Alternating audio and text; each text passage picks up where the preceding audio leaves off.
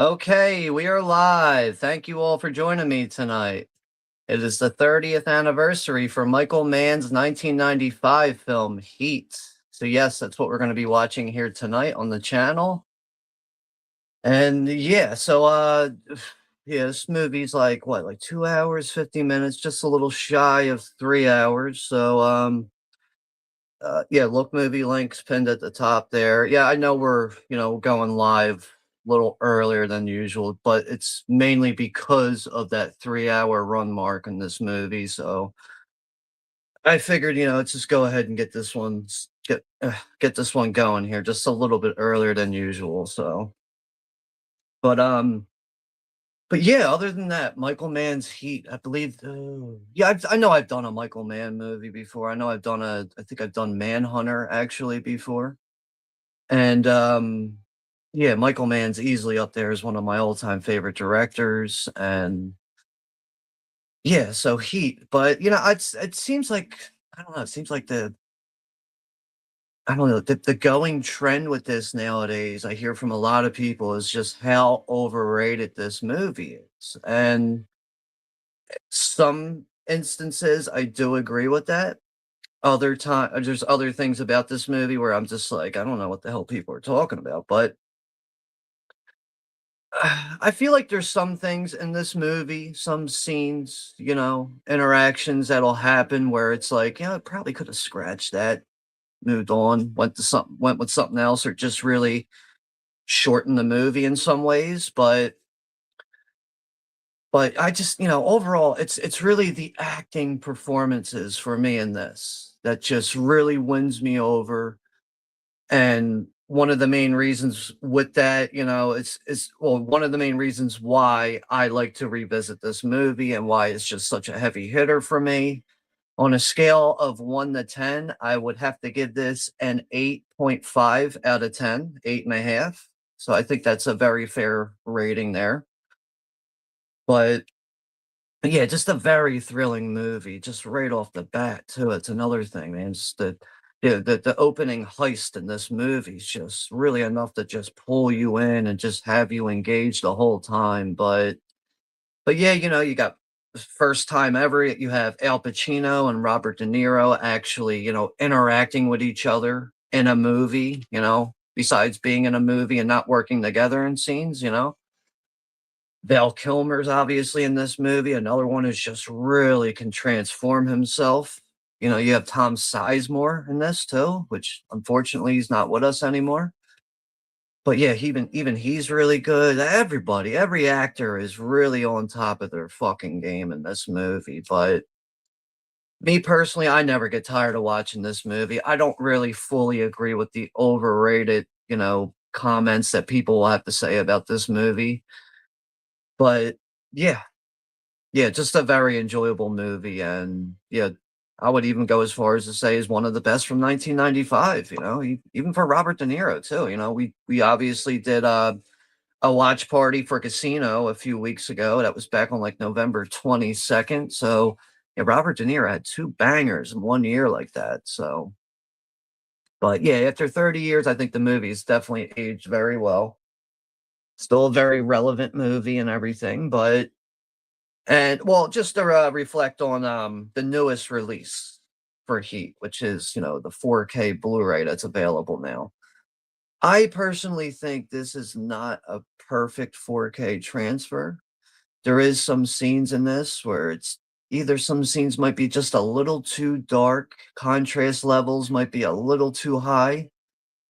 And even going back and watching this recently on my own, the scene when the green, tow truck hits the armored truck, like, that moment right before it hits, I don't know what happened there, but it looks like a VHS insert. Last second, it's just like, you get this crystal clear print that you're watching, and out of nowhere, you get this quick flash of the truck coming into the armored truck, and it's like, "Ooh, what happened to the video quality there?" But I believe this is like just under 20 bucks on like websites like Amazon right now, but I I'd still prefer the Blu-ray. I would take the Blu-ray over this 4K. So, if you if you're someone that owns the movie on Blu-ray, I wouldn't say you're really missing out on a whole lot with that, 4K transfer, and I don't know if, like, well, with audio, I don't know if it's just that, like, the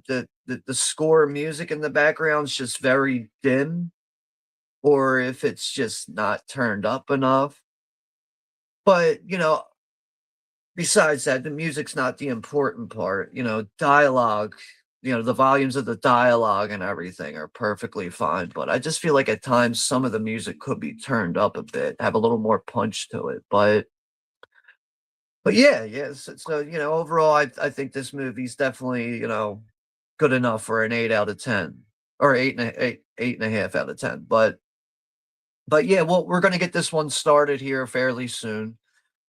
And, just try to stay around that 3-hour mark so we're not just, running over that time and having unnecessary bullshit, just sitting here, chit-chatting away, talking about nothing, but let's get to the chat, and then we'll get the show going here. Just, about probably like the next 5 minutes, we'll probably get this started, so alright, we got George is here, the Sailor Outlaw, as usual. What's up, George? Happy holidays. Hopefully all is well with you, man. And we got Greg is here too. Greg Brewer. What's up, Greg? How's it going, man? Happy holidays.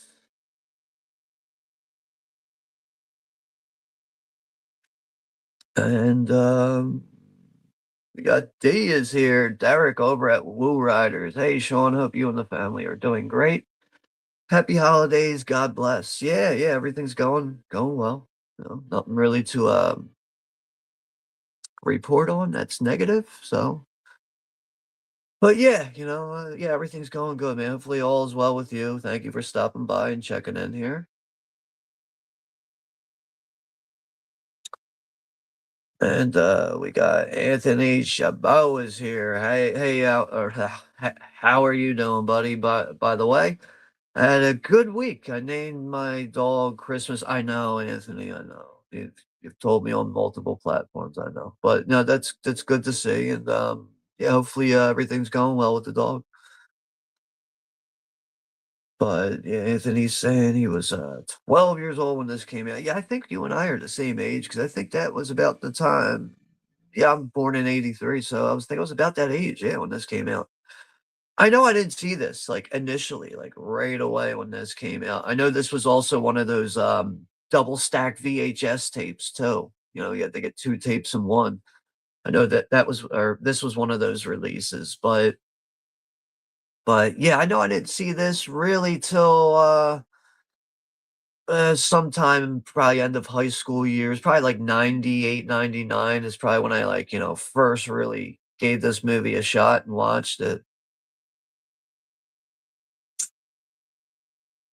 Might get only fangs. I don't know what that is. Get your fangs out, bro. But yeah, people are checking in, saying hello to each other. It's good to see. And but yeah, like other than that though, I think after this year, I'm gonna try my best to start focusing on uploading like actual videos and stuff. Try to get just a little outside of doing streams all the time and try to focus on that. Also at some point, I don't know when that'll be coming. I want to do a stream for physical media releases. So it might be a combination of things, just kind of going over things that I've added to my collection and also counting down my top releases of the year.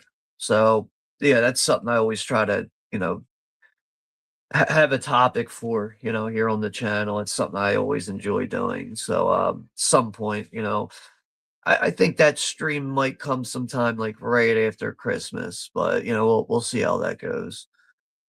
Another movie I would actually like to do a stream for that is another one that's 30 years old this year as a great movie that takes place on New Year's Eve is Four Rooms. Would gonna see if I can try and squeeze that in somewhere, maybe somewhere a little bit closer to the 31st there on New Year's Eve. But yeah, Can't ignore that one, right? That one's just a fucking riot, man. What a good time that one is. Such a good blend of drama and comedy too in that one. It's obviously an anthology of stories with that, but yeah, just a very enjoyable film. And yeah, I think yeah, we haven't done any Christmas movies here on the channel yet, but yeah, we got Deadly Games Dial Code Santa Claus. That'll be a foreign language one. That one's in French, but some people will argue that the Home Alone ripped off the idea from that, and I mean, I don't know who really knows the truth of that, but certainly looks that way, because obviously Deadly Games Dial Code Santa Claus came before Home Alone. And those elements really do line up, very, very accurately in a lot of ways. But yeah, I'm open to recommendations though. If there's like a certain Christmas movie that I'm familiar with and that I'm like a fan of, I'll definitely consider it and try to get it scheduled and done on the channel. But just trying to think. I mean, it's Silent Night, Deadly Night. I'm definitely a fan of that one, but like I've done a stream for it in the past. It's been done so many times. It's like the only reason why I'm like kind of like not thrilled about doing a stream with that. It's just movie's been done so many times by so many content creators on here, but you got the original Black Christmas. I actually enjoyed the 2006 remake when you get around Billy's backstory a bit. You kind of can just, you know, blank some of that out. But Christmas Evil, which is really up there, is one of my all-time favorite holiday slashers right there. And even stuff outside of the horror genre, movies like Elf, um, obviously Home Alone, Nightmare Before Christmas, A Christmas Carol, Christmas Story. Really underrated one, very underrated one. Let me pull that out real quick.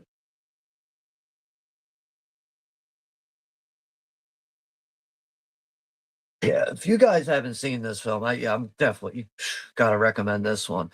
This one's from 1978 right here, and it has an early performance in here, which is a very minor role from John Candy, and that is The Silent Partner. Give this one a watch. Do yourself a favor. Give this one a watch. You will really enjoy this one. This is like one of those movies at that time when shopping malls were becoming more popular and showing up in a lot of cities and states. So for the most part, this is a movie that does take place in a shopping mall, a lot of scenes, but it's a guy who dresses up as Santa Claus and robs a bank, and the bank teller decides to get in on it, pocket some of the money for himself. And the bank robber doesn't take lightly to that. And that becomes a whole dilemma that stretches out into a really, really exciting story with this. But yeah, you got Susanna York, which is also in A Christmas Carol, the 1984 movie with George C. Scott. You got Elliot Gould in the main character role here, and Christopher Plummer, who's playing the antagonist. So this is technically a bank heist movie. So yeah, Tony, give this one a watch. You want to take a closer look at that artwork there.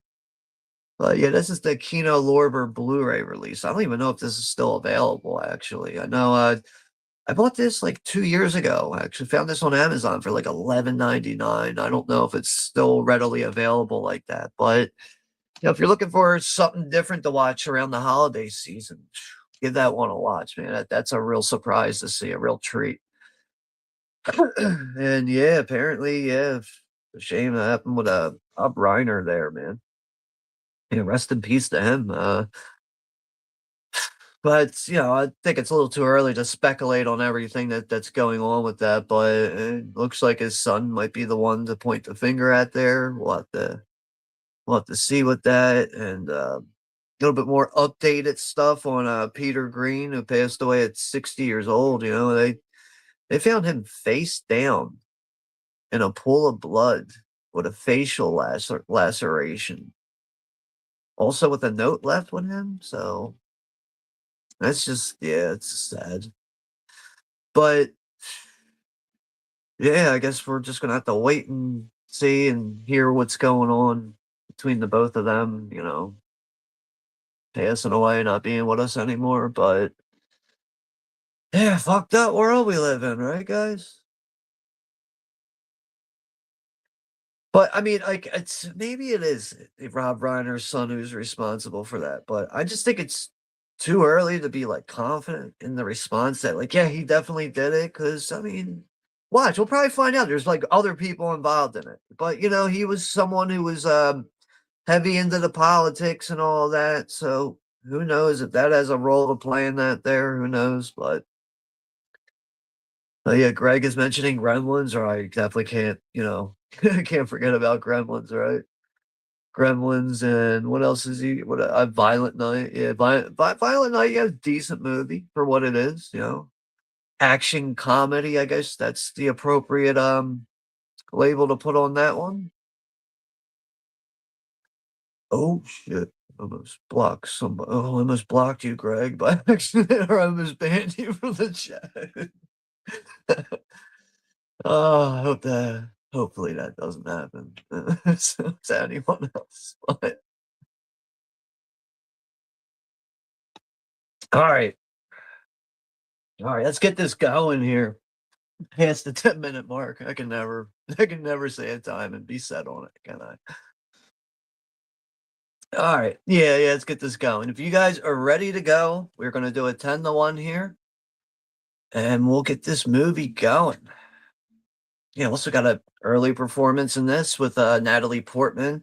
But obviously the year before this in '94, she did Leon the Professional with Gary Oldman, which is like still to this day, like one of the reasons why Gary Oldman's one of my favorite actors of all time.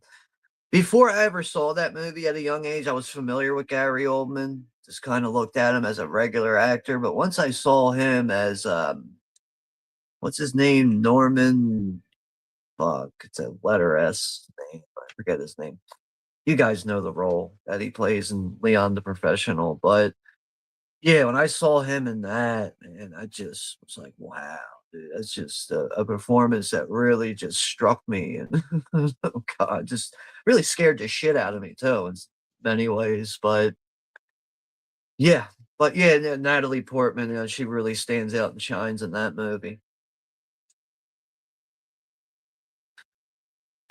But she has a just a very minor role in this. All right, let's go. All right. Okay. 10, 9, 8, 7, 6, 5, 4, 3, 2, 1. Press play, motherfuckers. They also got Danny Trejo in this, though, in a supporting role in this. Stupid piracy. Piracy is not a victimless crime. I don't think that logo is like really starting to show up on a lot more newer releases and like the 4K releases. Another thing I'm kind of glad to see in a lot more newer releases, you don't have like 16 fucking trailers, to sit through and keep skipping through anymore. If anything, it's like it seems like they'll put in like one or two necessary trailers or something like that. But yeah, I really just I really think the way this movie ends, that is really what strikes me the most in this movie. Robert De Niro playing the role of what's his name? Macaulay, I think. I think that's his name. Just a guy who's, going through life, doing what he does best, and that's, taking down scores and everything. And the more over time that he hangs out with his crew and everything, he realizes that, everybody in his crew has everything that they could want, wife, kids, money. He has all the money he could ever, wish for, but he doesn't have the wife there. And, he doesn't have a family to come home to, and I think that starts to eat at him a bit, which ultimately ends up being his downfall. But, it's I think early on when there's a scene when he goes back to his place that he has, like, a beachfront, apartment or condo, and when he comes home, you see in his condo, he has no furniture, he has no real possessions. He has a couple of glass tables and just that porch beachfront view, and in that scene, he's just kinda staring out, it's dark outside, and he's just staring out at the beach, and you can kinda get a good idea of what's going through his head, and that's just the loneliness of that character. But yeah, you got John Voight in this. I always forget Henry Rollins pops up in this too. Henry Rollins, who else? Damn it. Just saw the name on the screen. It's already slipped my mind. Ashley Judd is in this too.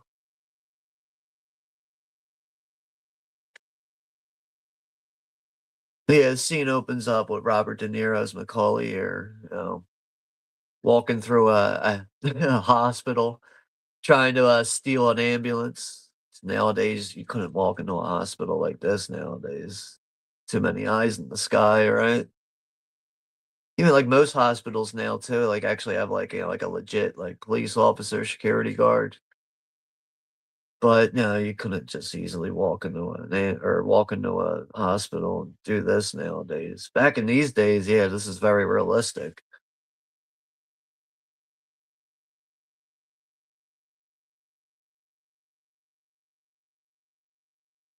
Mhm. Have you guys been listening to your Indian Christmas music? This shit cracks me up every time I hear that shit.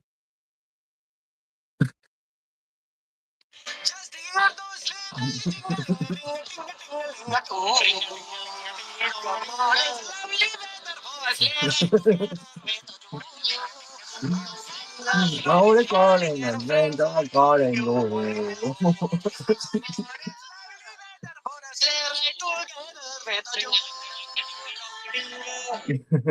Ding a ding a ding a ding dong ding. That shit fucks me up every time. Yeah. Probably get a copyright fucking, claim. Probably get a claim on the stream for playing that. Uh,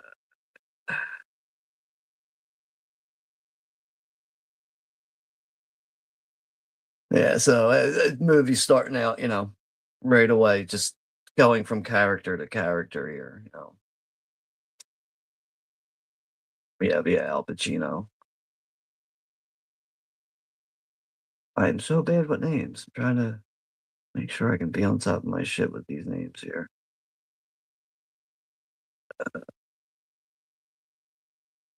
That's right, yeah, Val Kilmer's name is, yeah, Chris Shiherlis. Wow, that's a hard one to say. Shiherlis. Hurley? What the fuck, man? That's a hard one. Shiherlis.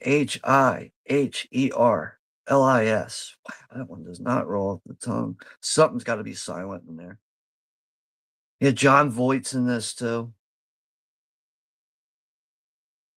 Yeah, John Voight. You got Tom Noonan. He's got a brief role in it. Ted Levine as, one of the detectives. Wes Studi, it's either Studi or Study. Yeah, Natalie Portman. I forget that one, guys.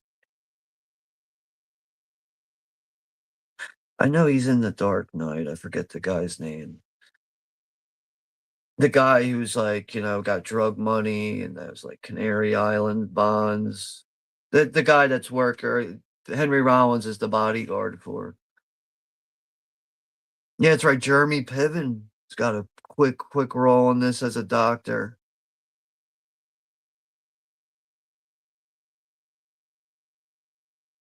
Oh, come on, Wikipedia. No, I don't want to donate $1. I just want to use the site.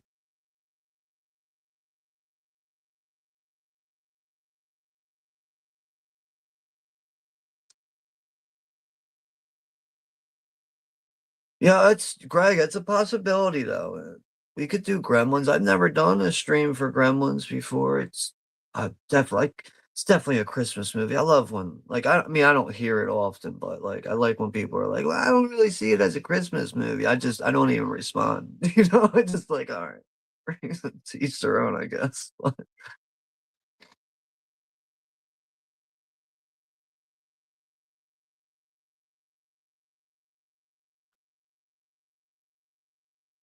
Yeah, it really is. Really is a top-notch cast. And you know, even the guy playing the role of Wangro, just very accurate, you know, actors in their roles in this, man. To me, the acting performances, that's where I can't see this movie as overrated. Just Jesus fucking Christ.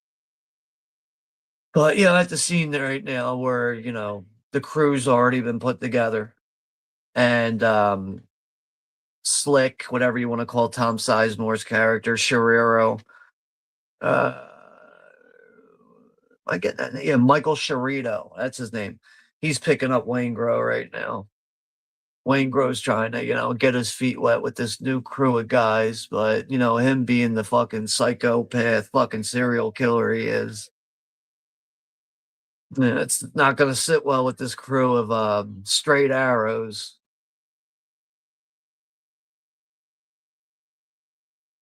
Yeah, stop talking, okay, Slick. That pisses him off right away.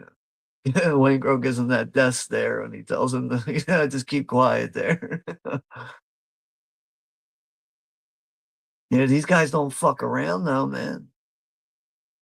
But, you know, being a professional thief, man, there's no room for error, right? But, you know, I also another great movie from Michael Mann, think that does a great job at reflecting off of this, or really the other way around is, you know, the 1981 film with James Caan, Thief. You know, I've done a stream for that one in the past. Would say I'm that, you know, I'm open to doing any Michael Mann movies, you know. One movie I need to get in my collection, though, that I don't have is Collateral. Jamie Foxx, Tom Cruise in that one. So we're putting on our goalie mask, getting ready for the heist. Hopefully, TV man's ready. Random bum who like didn't see anything, but I heard it all. I heard it all happen, man. All right, the plan is in motion.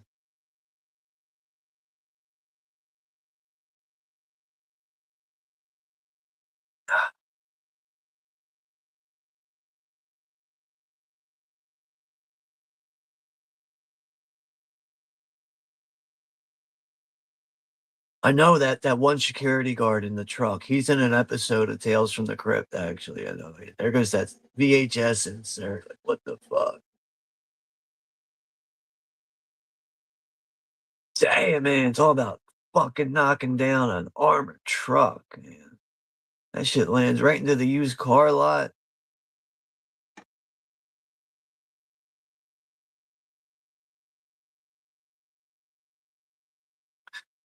And then we got ourselves a 211 being held up.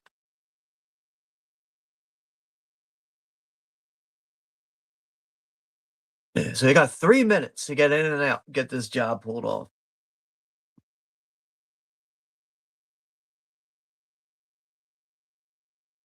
And blowing out that fucking door, man. Blows out all the windows of the used cars at that lot. Also blows out the eardrums of everybody else who ain't got earplugs in.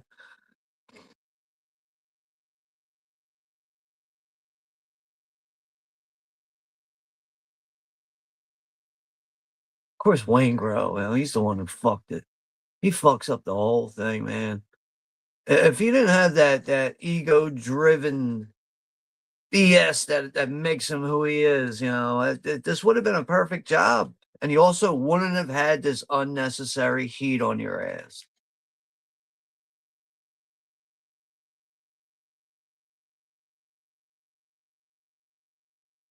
Yeah, so security guards pulled out of the truck, guns pulled on them. Wayne Grow's got one job to keep the guns pulled, you know, on him.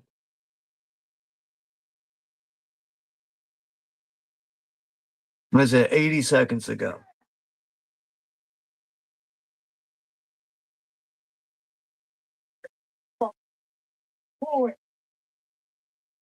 See that shit coming out of their ears? They can't fucking hear you. You wanna fuck with me? Micro, it just yeah. That it shows who he is, you know, with his actions here. You had to fuck with me, then it yeah, blows that fucking dude's head off. And Macaulay turns around after hearing the gunshot, kills the next security guard who decides to pull out his ankle fucking holster gun down on his ankle. One guy left. Slick gets the okay from Macaulay. What should he do? He just gives him that head nod, and that's enough to fucking kill the final guard there. And yeah, they're in the fucking ambulance now. That's it, job done. Waingro fucked it up, man. You motherfucker, man. I had to get it on.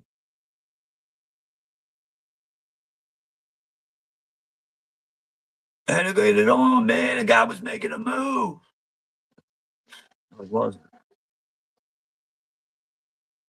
And then the cops run over the fucking spike strips.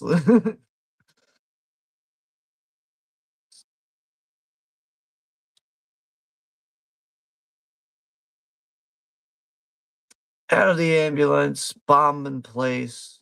All the evidence gonna get burned up. TV man, I like how they call him the TV man. That the only witness, the bum guy living under the fucking highway there. Well, I didn't see that. I just heard it. I just heard everything happening. That's it. The job is done. Cully is on to go meet up with Nate to go get the next job, which is worth $1,600,000 is the next job.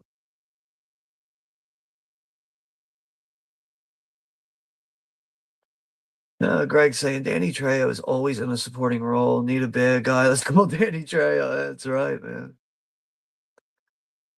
But you know, it's like we did a stream for Machete back in the summer. And yeah, you know, like that was because of you, right? Because like, you know, I know you recommended that we do Hobo with a Shotgun, and I was like, fuck it, why don't we do everything that's anything that's related to or tagged to that movie? And yeah, we ended up doing I think 4 movies out of that. But yeah, that's I'm you know, when Machete was coming out, I'm like, you know, that's great, man. Danny Trejo is actually going to be getting like a legit theatrical starring or like or you know main character role in a movie, and you know someone who's put in that kind of work over the years just deserves it, you know.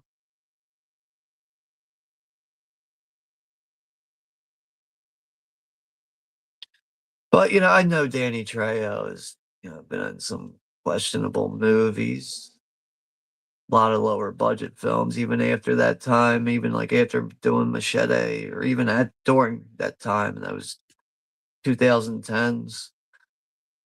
I know I was at a Dollar Tree and I found like a 3 movie set, like 3 of his movies. I could just tell by looking at the movies, like these movies are fucking probably trash, but they're probably fun to watch because of Danny Trejo.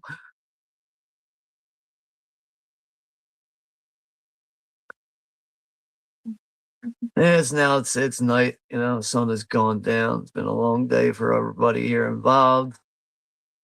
And they're trying to rehash what has happened here, just based on all evidence.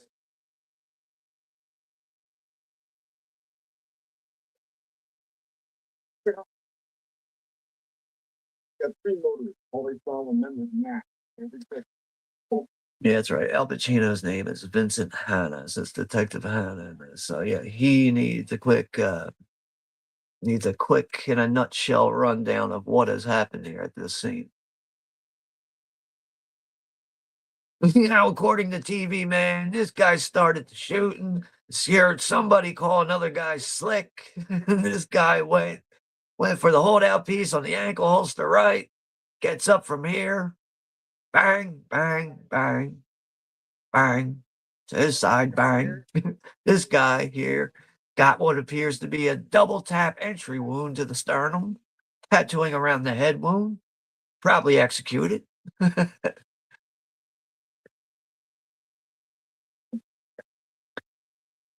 You know what movie Ted Levine is actually really good in, and you don't really get him on screen. It's mostly based on voice. Is that movie Joyride? Paul Walker's in that one. Forget the year on that, maybe 2001. But that's a good one, man. Really is. It's a shame that Ted Levine, after doing Silence of the Lambs as Buffalo Bill, had some trouble getting roles after that. Man, people are just fucking stupid and ignorant. Can't pull apart art and performance or performance art. Can't pull that apart from reality. Like that guy's not really like that. Like what the fuck, man?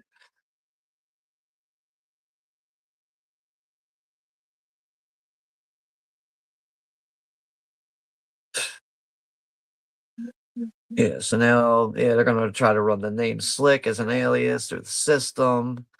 Any kind of high-end jobs have been done like this recently, anything that's been reported. So, yeah, even explosive purchases, which you did see with Val Kilmer as Chris in the beginning of the movie, him buying the explosives at the construction site. Now we're through that scene. We're going to the diner now. Going to the diner with the crew. Wayne Grove's gonna be eating his fucking peach pecan pie, whatever the fuck it is he's eating there. And Greg's saying, "I have Feliz Navidad stuck in my head." Oh, that sucks, man. You know, the one I hate that gets stuck in my head is that fucking Mariah Carey song, man. Fucking Jesus Christ, fuck my life. I hate that fucking song. I couldn't imagine working in a department store at this time of year.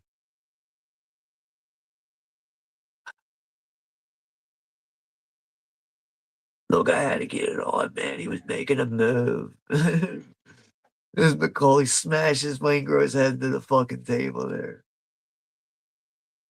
Bystander at the next table is looking over. Tom Sizemore just gives him a look like, mind your own fucking business.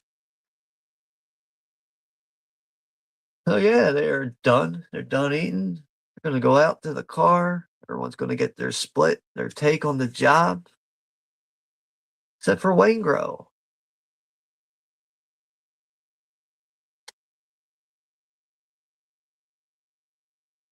Mm, I don't understand how Wayne Grove could not contain himself. Like, how just to fuck that whole job up because that security guard was looking at you the wrong way or whatever. And at the same time, you're new to this crew, and it sounds like you're trying to get off on the right foot with them. It's not the fucking way to do that. So yeah, they're beating the shit out of Wayne Grove now in the fucking parking lot. Looks like they're about to hit him mafia style too, putting him in the trunk and shit. But a cop drives by, which makes them stall, take their eyes off of him. When that cop makes the U-turn, rolls out, they go to finish the job. Wayne Grove's gone. Just enough time for him to sneak out of there with his life.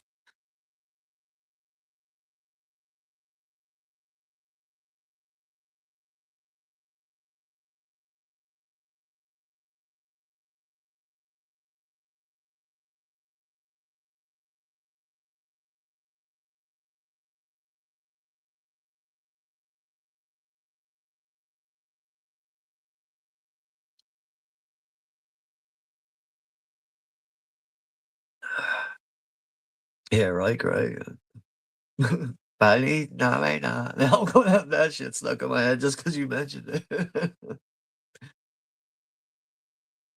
But that Jingle Bells fucking Indian song kills me. It's a lot of times I'm on Instagram, I'll be scrolling through shit and that pops up and I can't help it, man. It makes me laugh. Well, now after that scene where, Macaulay goes back to his place, his condo. See, it's just very empty. He's got nothing to come home to. Even though he has everything he really needs in life, he lives a very lonely life. Is that his name, right? Yeah, yeah, Macaulay. Yeah, Neil Macaulay, that's his name. Sometimes I'm not too sure on name.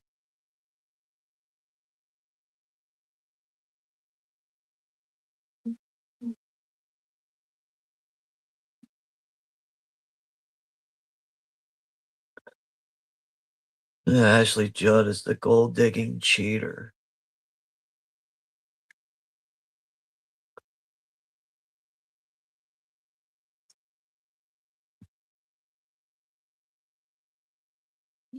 Yeah, that's another thing with going back and watching this. Like, I never really noticed the scar that Val Kilmer has on his face there. It's not like a real deep, heavy scar, but doesn't really stand out that much, I guess, unless you're like really staring at it. But yeah, finally really took notice of that the last time I watched it. I think it's like, certain scenes that stands out really depending on how brightly lit a certain scene is.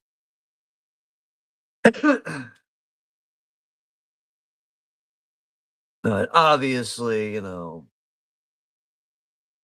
Chris and Charlene, they don't get along very well. It's a very volatile relationship they have there. Obviously, they have a kid with each other, but apparently she's sick of his gambling habits and all his bullshit. That's what makes her fucking cheat on him ultimately. But if it wasn't for Macaulay, those two would probably be really going in the wrong direction. But Chris has no clue. He really thinks he knows his wife, and turns out Macaulay knows his wife more than he actually knows his wife. But for a guy who doesn't really have many people in his life, that gives him the time to really be keeping an eye on everyone that he talks to, interacts with, or works with, anything like that. Yeah, Al Pacino, Detective Hannah, he comes home. He has his at-home problems with his wife. His wife is just not happy with the fact that he is not as committed to their relationship as much as he is to his job as a detective.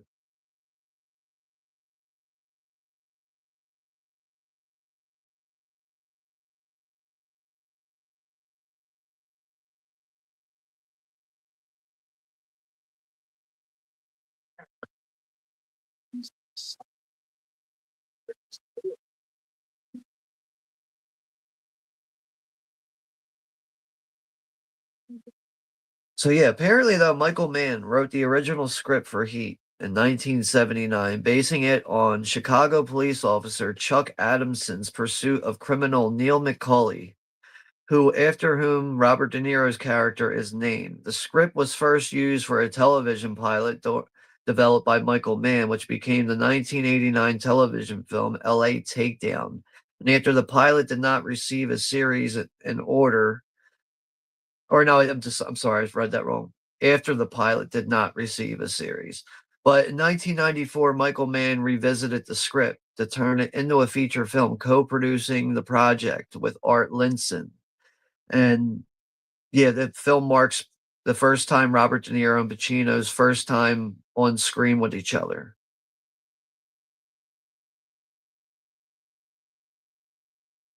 But yeah, Heat was released on this day, December 15th, 1995. It grossed $187.4 million on a $60 million budget and received positive reviews for Michael Mann's direction and performances of Al Pacino and Robert De Niro. The film is regarded as one of the most influential films of its genre and has inspired other works in the genre. So now this is where, yeah, Macaulay meets his love interest here, which ultimately ends up being his downfall. What is this actress's name?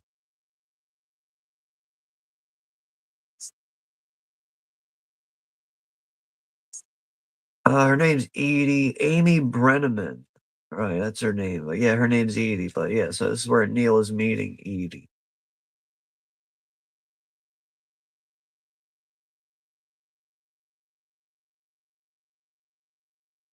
Jingle Bell Rock just because of Lethal Weapon, right?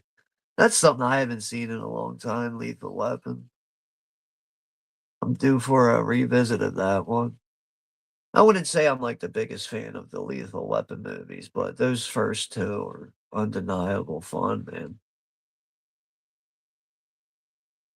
I wouldn't even say I'm like the biggest fan of like the Die Hard movies, but those first two are great. I mean, even the third one with Samuel L. Jackson, and it's really good.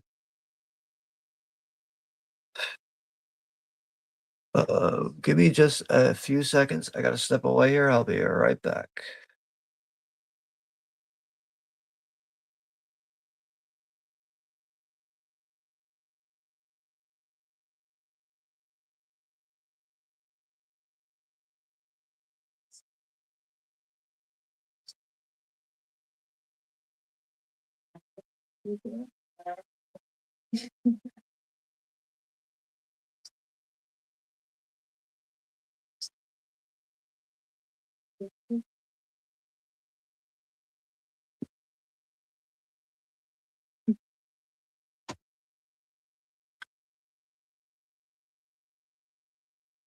All right. Sorry about that.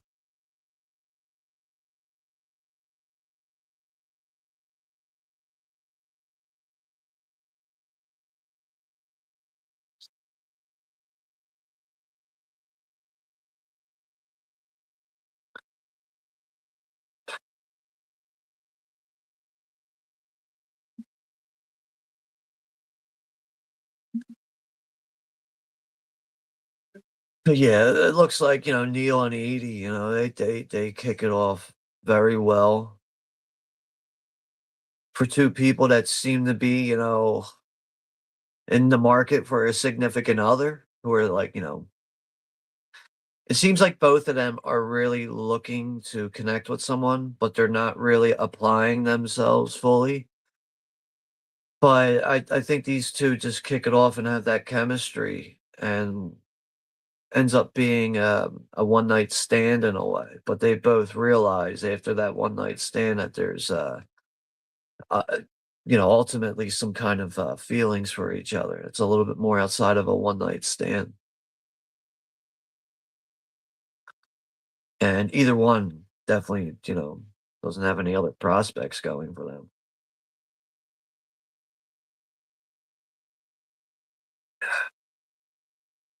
But, between their interactions back at Edie's place between the both of them, I love that fucking shot there. Where you see them talking and interacting on the balcony there, and you see the LA skyline, at night just lit up like a Christmas tree.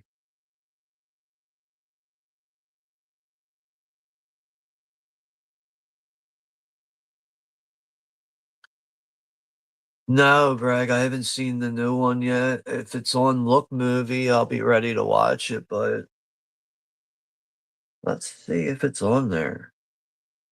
I know it came out on the 12th. Been so heavily advertised on Instagram. It's like so like it's hard to miss, really. But yeah, I'm on Look Movie right now. I'm gonna see if it pops up on there. Should I'd even be open to doing a stream for that? Yeah, I think it's on there. Shit. All right.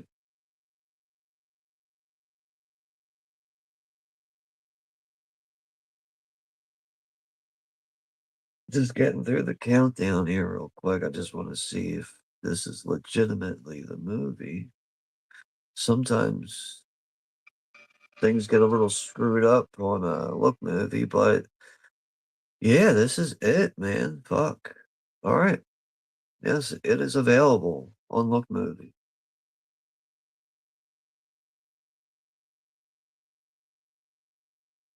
But, yeah, I heard it's very violent, from hearing people review it and talk about it, whoever saw it, I guess, in the theater, but obviously, what's his name from, Halloween Ends is, playing the role of Billy, but, I'll have to check it out. That is the newest installment in that franchise. The one I recently watched,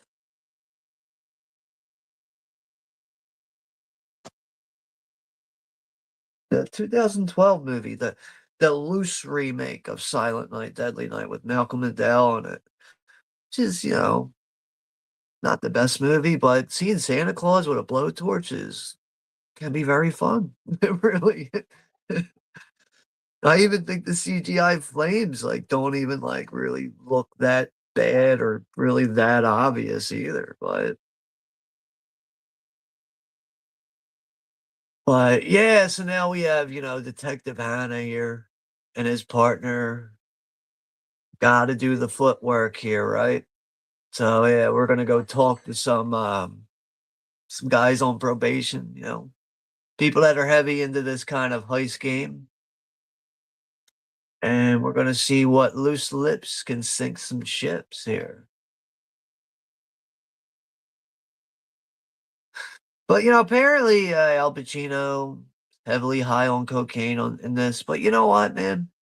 I think Al Pacino is heavily high on coke in a lot of movies, because especially if you ever watched the behind the scenes of Scarface with the iconic moment with him with his assault rifle, "Say hello to my little friend."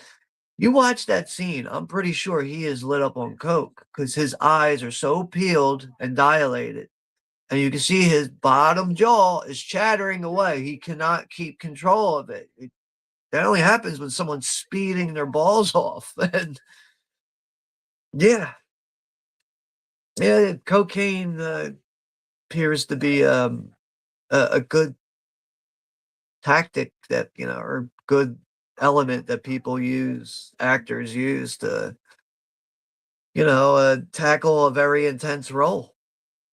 I don't know nowadays, drugs are so different nowadays, but, Al Pacino was definitely high, not just in this movie, but plenty of other movies where, he's pulling off roles and stuff, but I'd say the Godfather movies, I wouldn't say, like, I don't know if he was high making those or not, but he doesn't look like he's high in those movies, but I've seen him in some other movies where it's like, "Yo, dude, you look a little zooted out your mind right now." Like,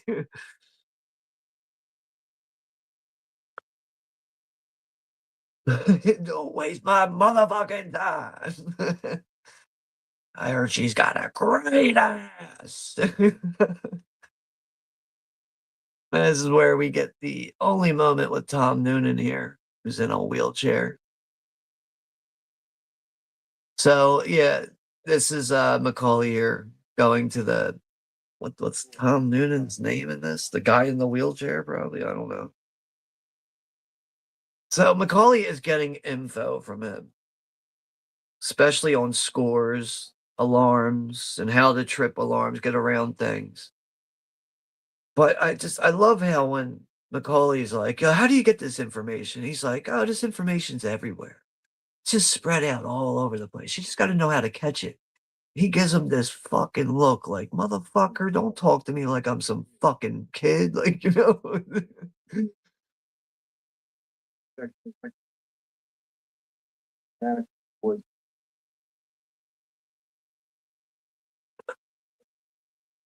So the estimate on this next job, 12.2 million. Macaulay agrees to that.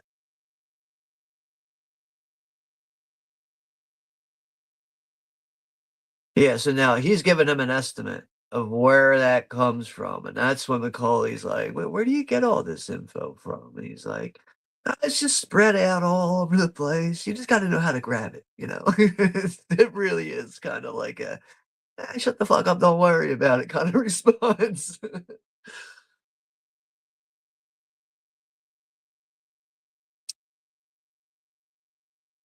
But yeah, that John Voight, the guy who plays, his name's Nate, I don't know his last name.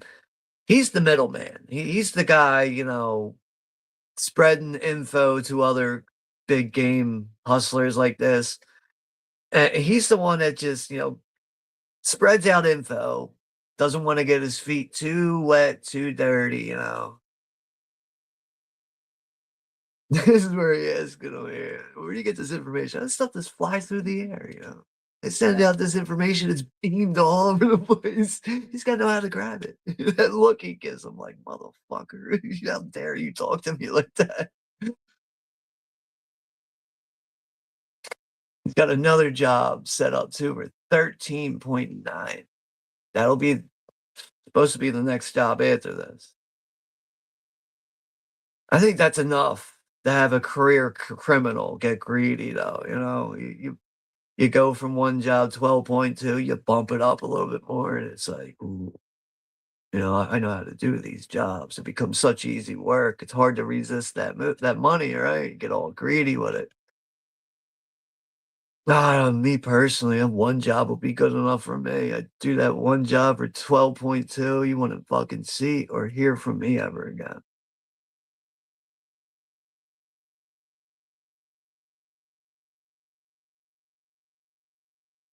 So now, moving on to the next day, Macaulay comes home. He sees that Val Kilmer as Chris is sleeping on the floor because there's no furniture or nothing in his place. Obviously, because him and Charlene have had an argument, a disagreement there. So yeah, he calls up Charlene. It's like, so what's Chris doing here? What's going on? What's wrong? Husband and wife stuff.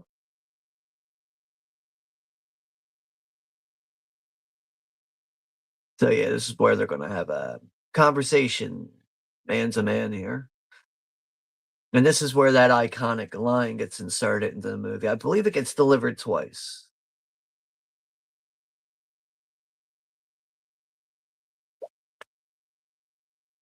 "You alright over there?" "Oh, Lily's sleeping. I think she's having a dream right now."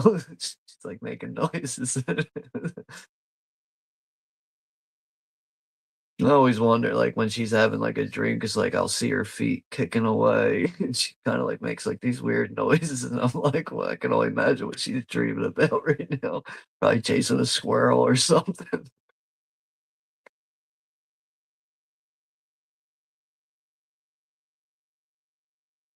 Yeah, so this is where Chris and Neil are gonna talk about, having some shit going on the side of things between, heist jobs and everyday life with the family.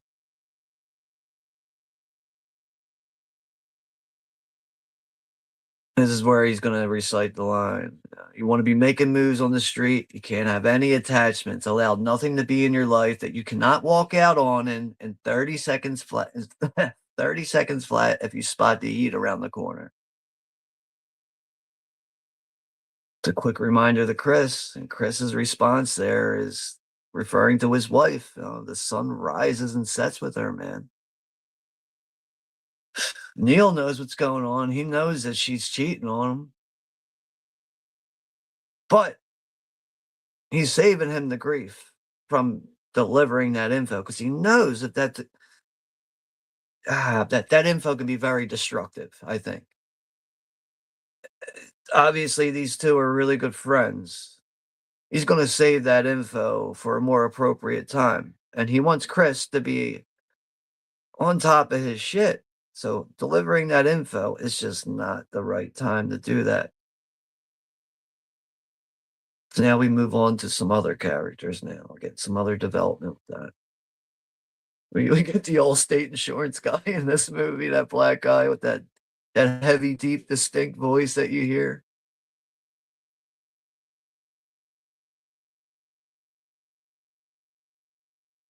All right. I'll be right back. I want to go get a real drink. I'll be right back. Give me a few seconds.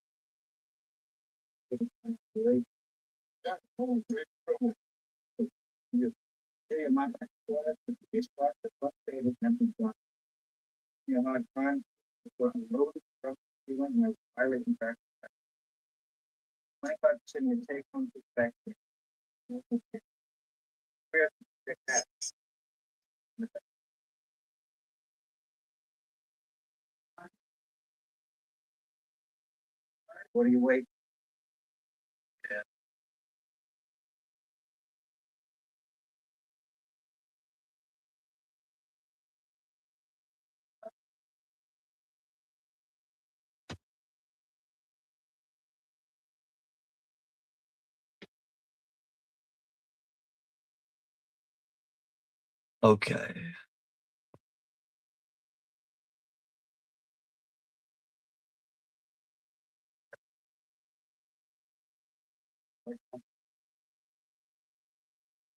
All right. So yeah, the character of Roger Van Zant here, someone that obviously pays into things and pays other people to steal his things, collects the insurance at 100%, while also collecting 60% on top of that with getting it back.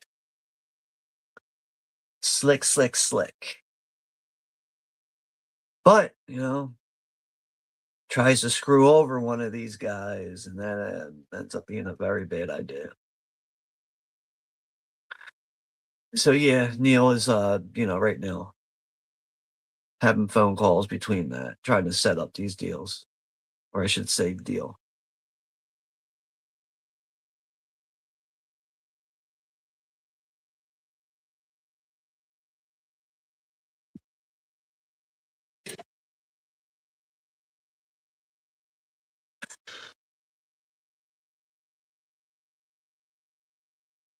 Yeah,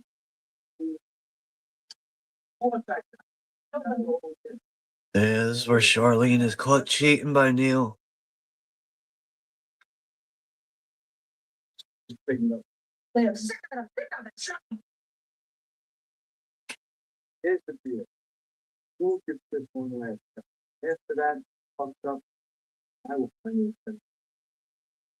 Yeah, so Neil presents something to Charlene here. She's had enough of Chris with all of his gambling bullshit and his explosive anger and everything. She's had enough of it.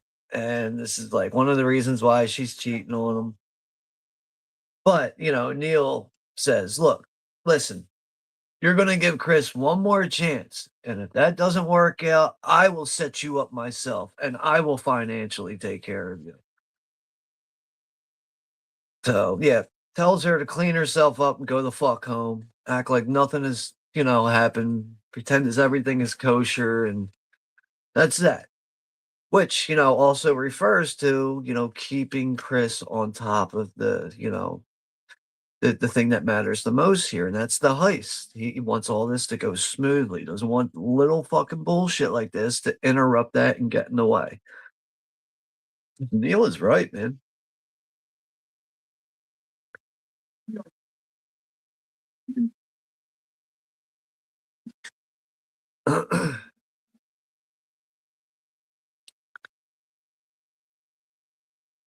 Yeah, so now, yeah, Neil is going to this local popular club here. We go talk to these two black guys here. Who's that? I think one of them's a rapper. I forget his fucking name. And who's the tablet?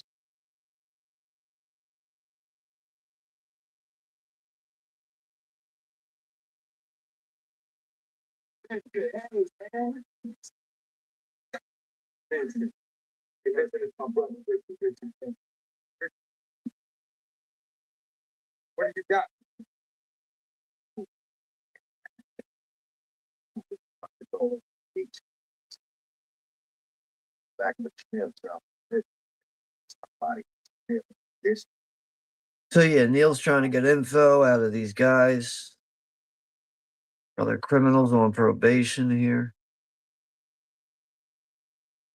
There we go. Fuck, man, it's not clicking on. Oh, wow. Man, Ashley Judd, man, she's really put on some weight over the years. Guess we all do. Oh, yeah, the all state guy. What's his name? Dennis Haysbert. Breeden. His name in the movies, Breeden.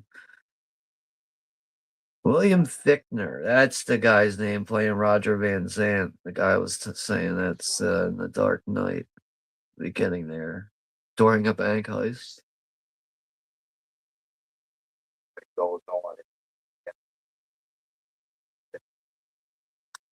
This Spencer Bars.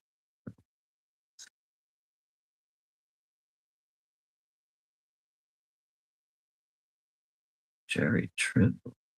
Sure.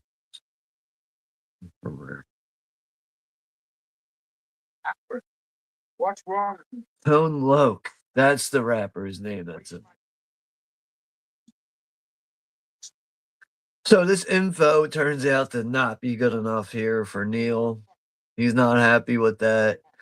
And as he's walking away, the character being played by Tone Loc is like, I'm telling you, this Slick is no fucking joke. And that fucking rings a bell in his head. He's been hearing that. That's the alias he's been hearing about with the original heist. That's enough to make him sit right the fuck down. He said, You said Slick. What does that mean? He said, Slick. That's what he likes to call people. All right, tell me about him. Tell me about him. I want to know. Tell me about him. Oh, he's about 6 feet tall, a lot of jailhouse tats, has a big ass peacock right here on his arm.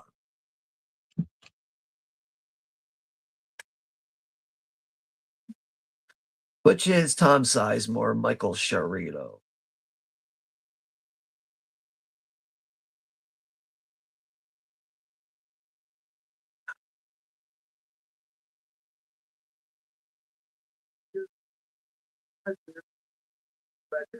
It's a shame that Tom Sizemore ain't with us no more, man. That fucking addiction ate him alive, man. He just could not kick that shit. How old was he, though? Assuming probably in his 50s. See how old he was when he passed. He looked real bad at the end there, too, though. He's 61 years old, he was.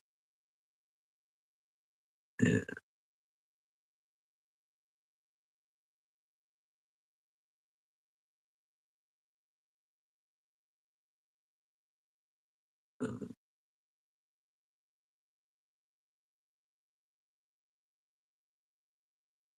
Another movie that Tom Sizemore is in, I think he really stands out in, is Saving Private Ryan, man. Really good in that one. And a lot of great movies. He's also in Black Hawk Down. Pearl Harbor, he was in that. That's a movie I don't watch often. Strange Days, another one that's 30 years old this year. I forgot he's in that. Juliette Lewis, Ralph Fiennes, both of them are in that. All right, so now, yeah, Neil is going to, get this deal done with Roger Van Zant. Going to meet up with one of his henchmen here to pick up a package, which is supposed to be money. But Roger is underestimated Neil and his crew. Thinks that this can be a real pushover. That package is not money. And you got a creeper just sneaking up the side of his car here. What looks to be some kind of Mac 10 with a silencer on it. But Neil's smart enough. He's been through this. You don't go to a job without having some kind of eyes on your ass, which is, Val Kilmer as Chris there. He's able to relay that info. You got a guy on the right hand side of you. He gets up in his sniper position and starts fucking blowing these guys away. You also got Sharito with a fucking shotgun. Ain't no one getting away from these three. But this scene's ballsy here from Neil, man. Shooting through a windshield. Shooting through a windshield like that, it just spiders up. It's so hard to have a visual on your target. But yeah, he's able to take him out really with the help of Chris. Great stunt work though. Really good convincing death scenes throughout the when these two guys get blown away. They just get fucking wiped off their heels.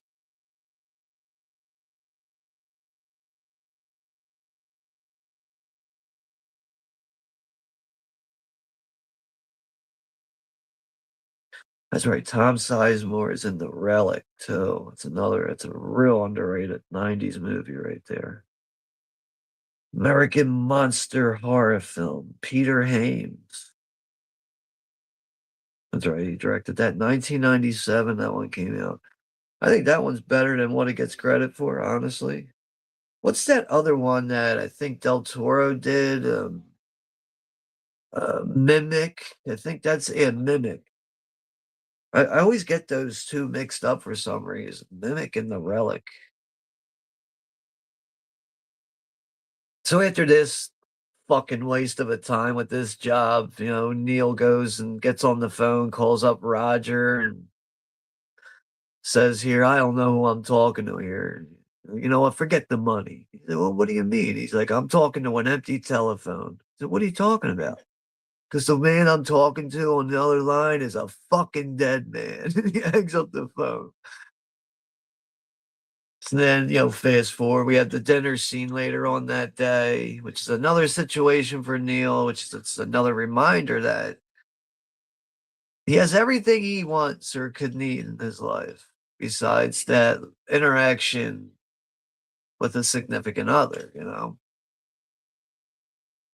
He sees all of his buddies, they all have their families with them at the dinner table here. And, this makes him think of Edie, and he leaves the dinner and gets on the phone with her.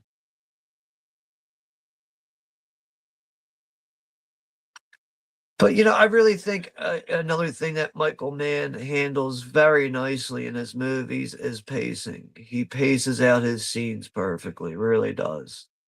And I think that really is what allows you as a viewer to really be engaged and enjoy everything. And, taking every single second as moment to moment flies by with the pacing. Michael Mann is a fucking master at that. Now, I know Michael Mann is not a very big fan of this one. I have it on.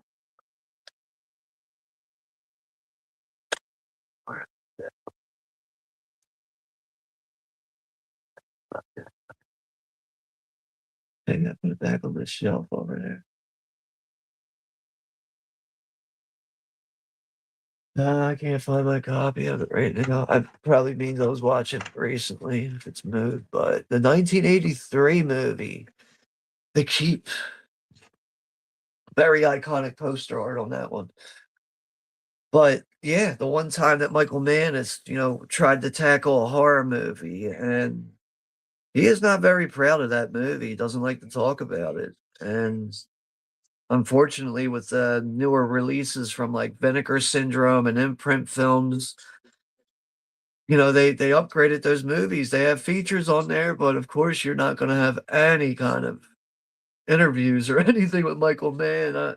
I think you could offer him stupid money, and he would still probably be like, "Nah, you know what? I'll fucking pay you to not talk about that movie." But I know at one point Michael Mann went as far as to say that he will go to any extent to make sure that that movie never gets an official release. But it looks like, finally got to that point where he couldn't really control that anymore. I know it was a Paramount Pictures film originally. That was the studio that did all the backing on that, you know, provided the budget and everything. But I think The Keep is a very unique movie for what it is. Better than what it gets credit for. I think us as fans of the genre appreciate that movie for what it is. Michael Mann, I mean, I guess I could see where he's coming from because of the fact that he's just done bigger and better movies than that over the years. But it's early in his career. Like, what's that? Like his third movie, maybe? Let's take a look at at his filmography real fast. Because I know he did Thief in '81. The Keep is supposed to be '83. I think maybe it's probably like his third film. All right, it was his second film. So he did Thief first. That was his first feature film, 1981. Then he did The Keep in 1983, and then he went on to do Manhunter in 1986.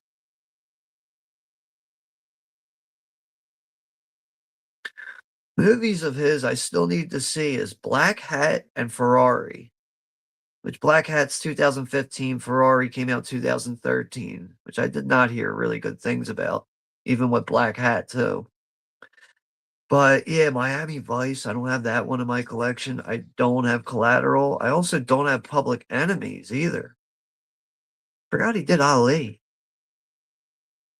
You know, the Muhammad Ali biopic there, or biographic, whatever you want to call it, picture with Will Smith. You know, oh shit, I forgot. I have The Insider on DVD with Russell Crowe, and I still haven't watched it. I still need to check that one out. But man, Last of the Mohicans, man. I remember growing up, in the '90s and going to school.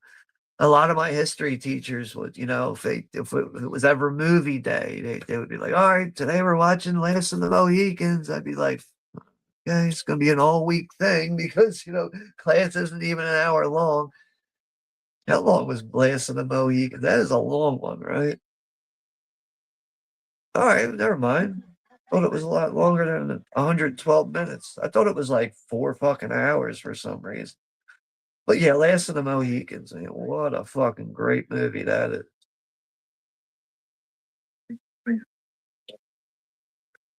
But I really think when you look at Michael Mann's career, like first three pictures off the bat, fucking great movies right there. I know Michael Mann won't agree with the second one with The Keep, but Thief, The Keep, and Manhunter, three fucking classics right there, if you ask me.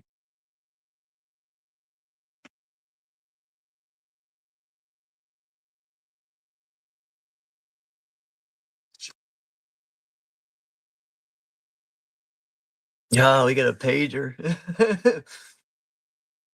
Detective Hannah is getting paged right now as he's out to dinner with all of his other police friends here. Even got a fucking old flip phone with the antenna.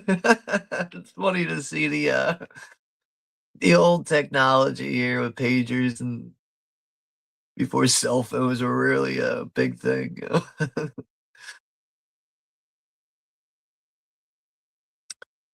Oh, so yeah, Detective Hannah's been called onto the scene of a prostitute that's been bludgeoned.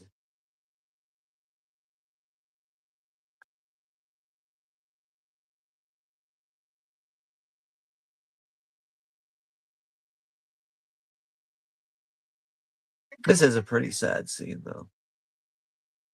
When the mother comes on the scene here, obviously a victim of Wayne Grow and his psychopathic tendencies. Cerebral hematoma. Brain has been smashed.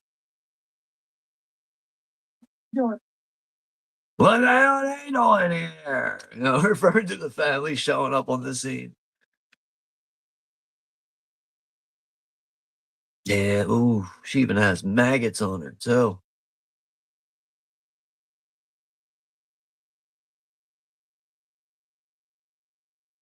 And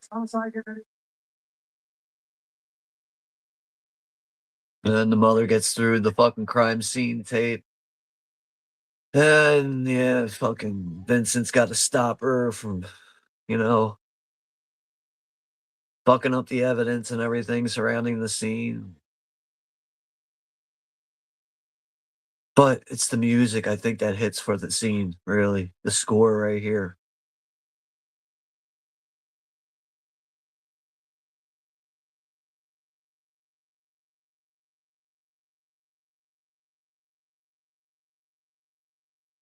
But, you can see the humanity in Vincent. He can't relay that info to her. all he can do is just hug her and, just try to shield her as much as possible from the reality of what happened to her daughter.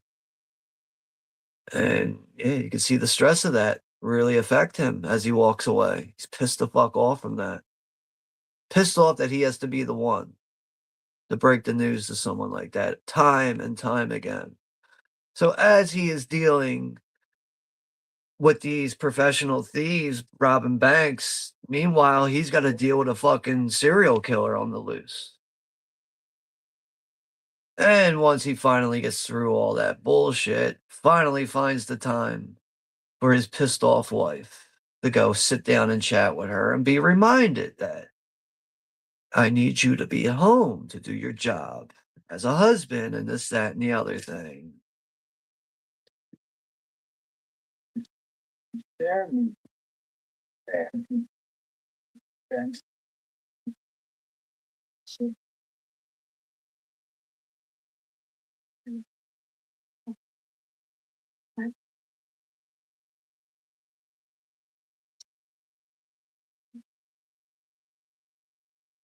So we are about an hour, 20 minutes into this stream right now, which means about, yeah, so we got about 2 hours left here. About an hour into this, 1 hour, 2 minutes, I think that's it. 1 hour and 3 minutes exactly, right? That's where I'm at.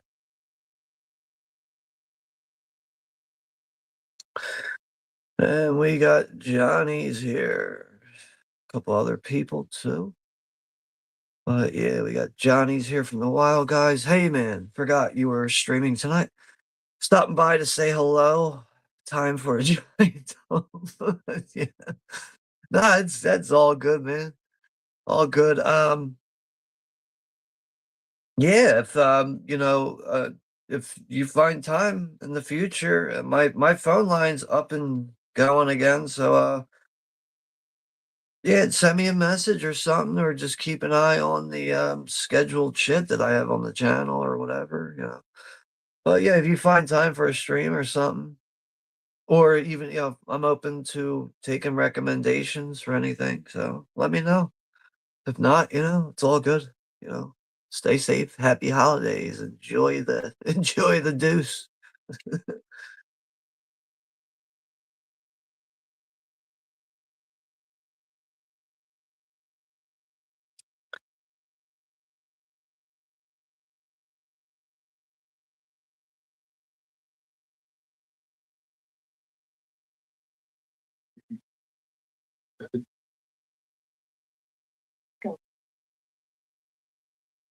Mm.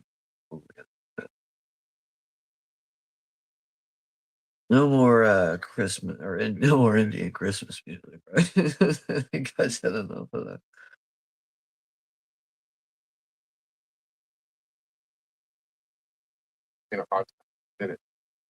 There ain't been a hard time that been a minute that I can't handle.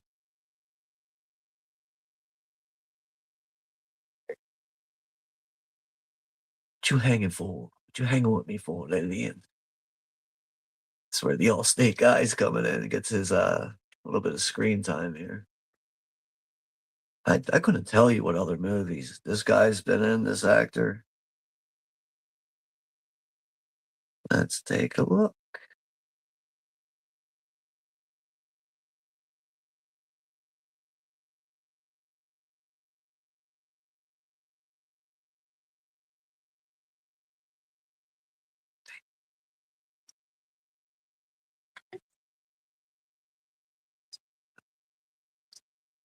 Yeah, Dennis Haysbert, that's his name.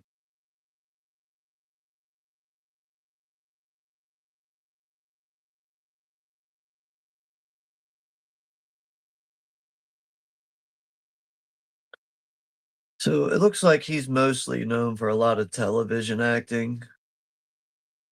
Apparently, he was on the 18 or in some episodes of the A-Team, The Incredible Hulk, Magnum PI, Buck Rogers in the 25th Century, Duckman, Dallas, Night Court, Laverne and Shirley, Growing Pains, Lou Grant, The White Shadow, Return to the Lonesome Dove, in 1999, in a series called Now and Again. He was also played a U.S. senator in the 24 show, which I've never seen that show. Isn't that like a Kiefer Sutherland yeah, yeah, right. Yeah, I've never seen, 24,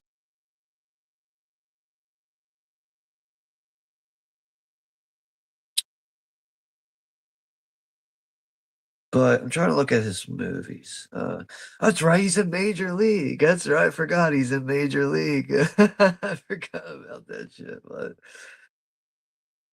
yeah, isn't he the one with, like, the Buddha statue and all that shit, Major League? Shit, I haven't seen that in so damn long, but well, so we got a couple other people in the chat. Yeah, Johnny was mentioning he'd do a stream for Sisters. Yeah, I'd say after this month, we get through the holiday season, I'd be open to doing, Brian De Palma's Sisters in January. I just wanna try to focus on, what other anniversaries we have here and holiday movies, really, just for the rest of this month. I think that's just the more appropriate stuff to, focus on right now, but, we also got Shamarlos is here. What's up, Scott? How's it going, man? Happy holidays. Scott is eating hot dogs, hot dirty dick dogs. Eating some hot dirty dick dogs. I can't just eat any hot dogs, man. I don't know. Hebrew Nationals, man, those things are fucking good, man. Those things got really good taste to them, but I don't just eat like a regular hot dog, like, especially if it's just boiled. I don't I need to have that shit grilled, but yeah, if you guys haven't had a Hebrew National, I'm telling you, buy a pack of those. You'll notice the difference right away. So now we're moving on to the 12.2 heist job, which is gonna lead us up to the 13.9.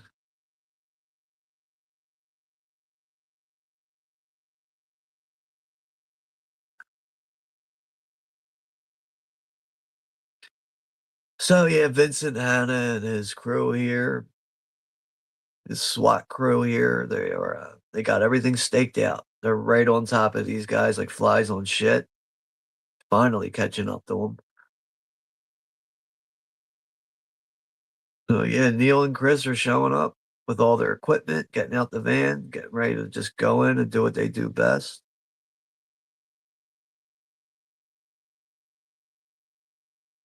Scott's watching Halloween 3. Good choice. I don't know if I ever watched Halloween 3 during the holidays, but yeah, I love Halloween 3. Such a good, Halloween themed movie, man. It really is. Seems to have gotten better reception from fans over the years. It seems like a lot more people appreciate that movie nowadays. I myself, I mean, really wasn't until about the time of 2012 when Scream Factory released that movie with a new documentary that really made the movie grow on me a lot more. But yeah, now I barely ever get through a October Halloween season without viewing that movie at least one time.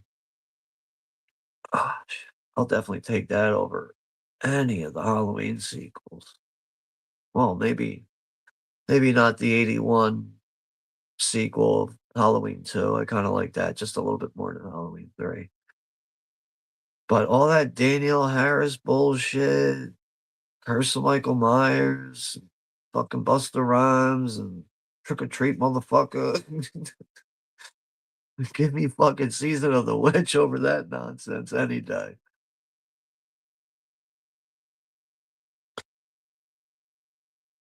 Living my life happy. Yeah, it's the way it should be there, Scott. long as you have the mentality for that, right? You know, it's a shame some people can't fucking do that shit.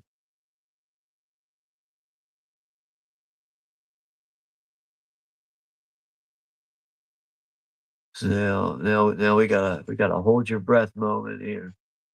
As Chris is drilling through the fucking that giant door to get the score.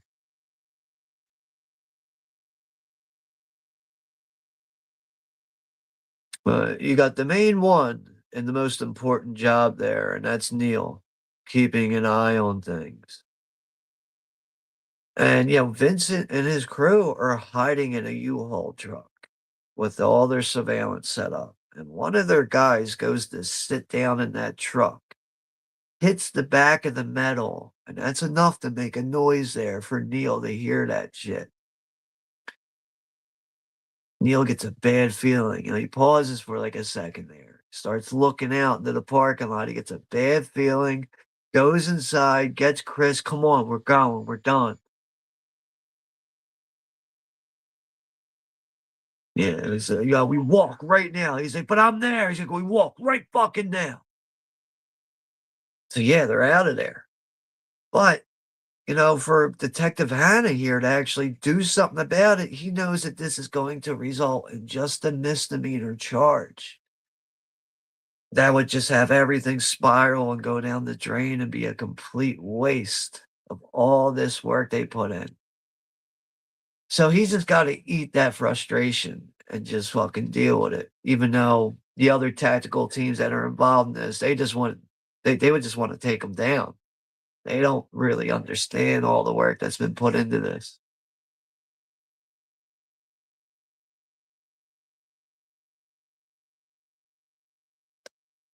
Yeah, this is really gotta be frustrating here for Vincent and his crew. Yeah. He's relaying it to the other guys, "Just let him go." 'Cause, yeah, they didn't steal anything. Only thing they really did in this situation was break into somewhere. They didn't steal anything.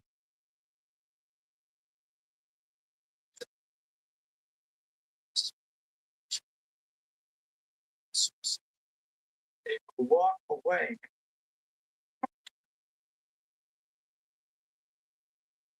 Other people are in here. Sorry, it's just a little hard to juggle chats and, the movie. Well, one thing that makes it easy, at least the chat is not pouring in. Sometimes that shit can be overwhelming.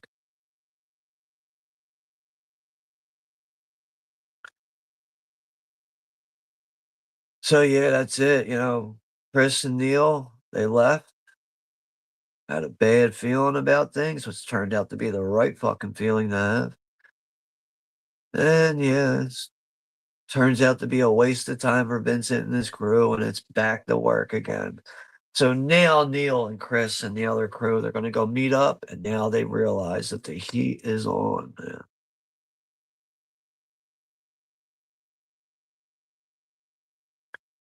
The only level-headed one too is Neil.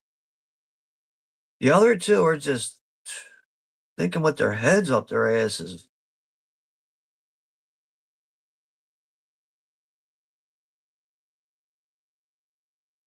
Yeah, Tom Sizemore, Sharito, it's the only thing he's thinking about is his cut in that, which is 750.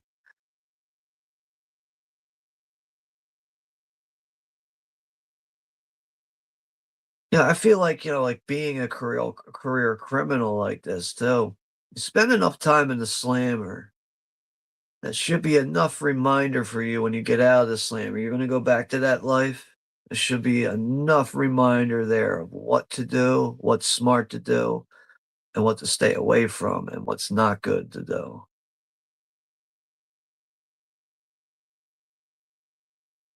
So now they're gonna make the decision of what to do on this job. Neil is decided, if you're gonna do this, you're gonna do this, Sharita, you're on your own. I'm not getting involved with this.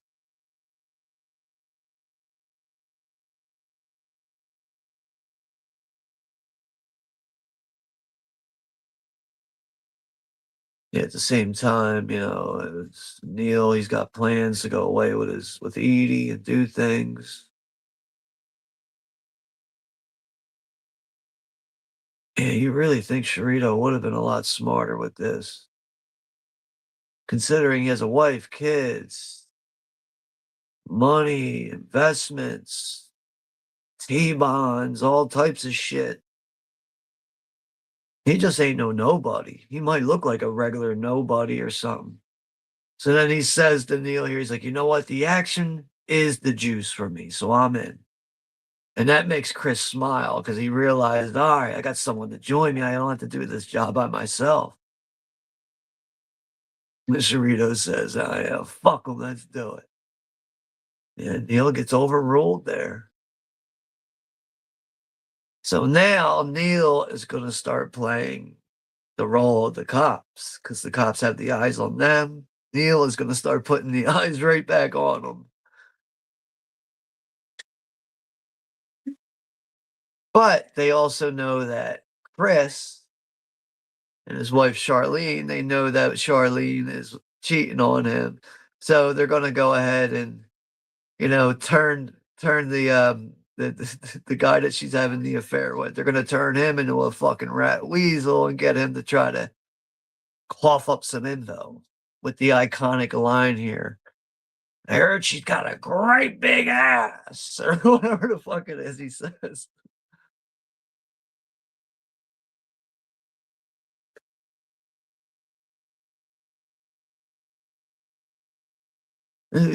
Who? Who? Who? What are you, a fucking Al? The lady you've been talking dirty to.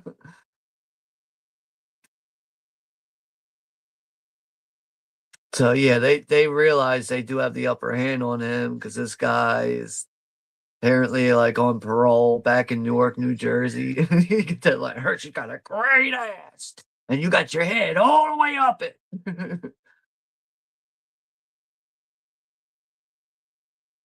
Yeah, you can really see it in his eyes that he is fucking suited. Pacino's so zooted out of his mind in this scene.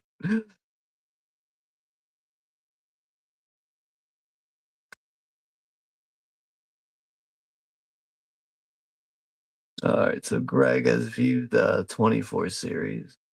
I know a lot of people have. I've heard people talk about it over the years. I just never can't say that I've definitely had the time for it. I just never really gave it much thought. But you know, another series that I've seen, just haven't finished, is Sons of Anarchy, but some of it doesn't really work for me. Like, I don't know. There's a lot of shows that come on FX that just don't really work for me, like those FX network shows. A lot of those shows don't really work for me, but I don't know. I'd like to try to go back and actually rewatch Sons of Anarchy and give it another shot again. But I don't know. I don't really care for biker shit really that much, but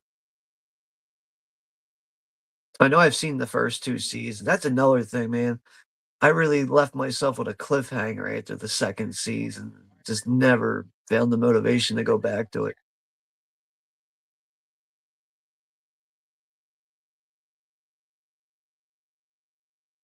Greatest live stream ever. Come on, what are you trolling me, Scott? Like, what are you talking about? And we got Mike is here from Mike's DVD and Blu-ray collection. I might have maybe I said that the wrong way. So yeah, well, those are good hot dogs too, Greg. That's right. Yeah, Nathan's famous hot dogs are pretty good. That's right. I forgot about those. That yellow old English lettered logo. I think it's like yellow and written in green or something. Those are good hot dogs though. Yes, they are. Forgot about them. But yes, we got Mike's DVD and Blu-ray collection is here. Old movie Mike. What's up, Mike? Hello, Sean. Badass movie, right? It really is. As I was saying in the beginning of the stream, there is a good portion of people out there that do find this movie to be overrated.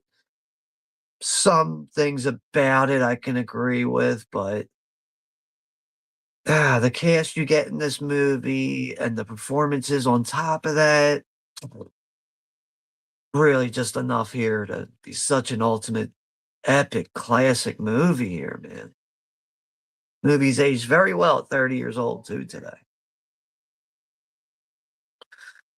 But, yeah, Mike, just watching your latest premiere on your channel for, Two-Lane Blacktop, man, that 70s, road movie it looks like, man.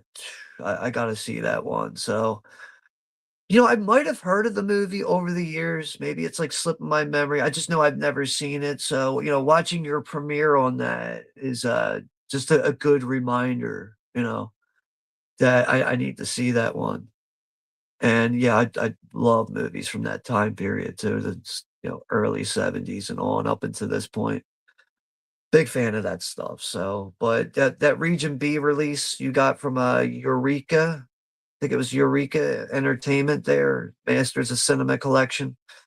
Looks like a really, really standout release that you got there. And I know you were saying in that premiere, it looks like the Criterion Collection has released Two-Lane Blacktop, so that might end up being something that I rely on. But, I'll probably check it out on, like, Look Movie first since it'll be free, and then, more than likely, I'll be adding that to my collection, probably through the Criterion Collection.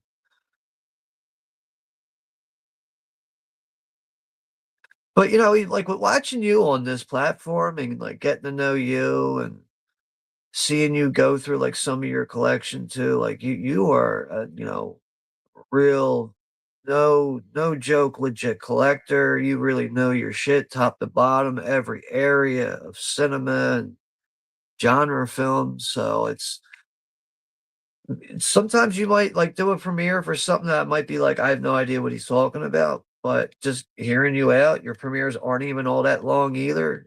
There's some real knowledge to take in there, like, I personally think so. So, there's a lot of benefits to being subscribed to you, hearing you out, and just yeah, just getting to know you there, through content, so but, thanks for stopping by here, and, hopefully all is well with you and your health and everything, and hopefully you have a Merry Christmas and Happy Holidays and all that stuff. But if I do get around to, Two-Lane Blacktop at some point, I'll let you know my thoughts on it, but at some point, I'm gonna have to really give that movie a watch. That's something that looks like in many ways, just looks like some kind of, cult film, cult classic that needs to be viewed from me. All right, current timestamp here. I am at 1 hour, 24 minutes, and 24 seconds is where I'm at, I believe. All right, looks like we're at right at the halfway point, actually. Just looking at the time bar on there, looks like we're right at the middle of the movie right now.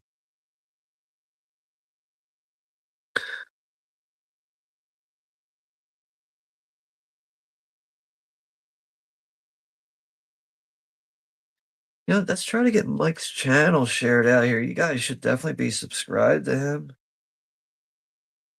Wait, I don't think I can do that from the tablet, but can I just do that?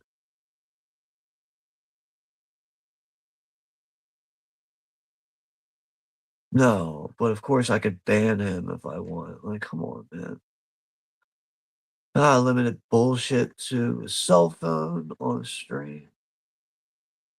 You know what, Greg? Yeah, you're a mod. See if you could share out his channel link in the chat there. But yeah, you guys, I would definitely recommend subscribing to Mike over at Mike's DVD and Blu-ray collection. The guy definitely knows his cinema, so I feel like you're a YouTuber, you're not subscribed to him, you could definitely take in some knowledge from watching this channel. Now we're in the air with Detective Hannah here, this crew. As we are keeping an eye on the highways here with Neil. So yeah, this is where Hannah's gonna get out of the helicopter. He's gonna get on the road. He's had enough of this bullshit with chasing these guys around in circles. It's time for fucking for Vincent to sit down and have a fucking one-on-one talk with Neil, which will mark the first time that these two, Al Pacino and Robert De Niro, are finally in a scene in a movie with each other. Yeah. That must be so convenient. Let me just land my helicopter in this parking lot, jump in this car right here.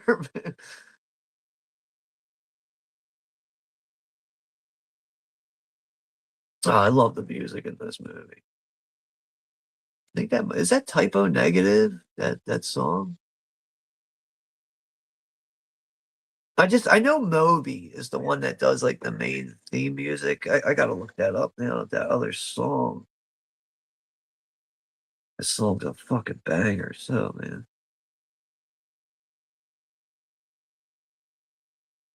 Yeah, it's such a good solo in it, so man. Who is the band?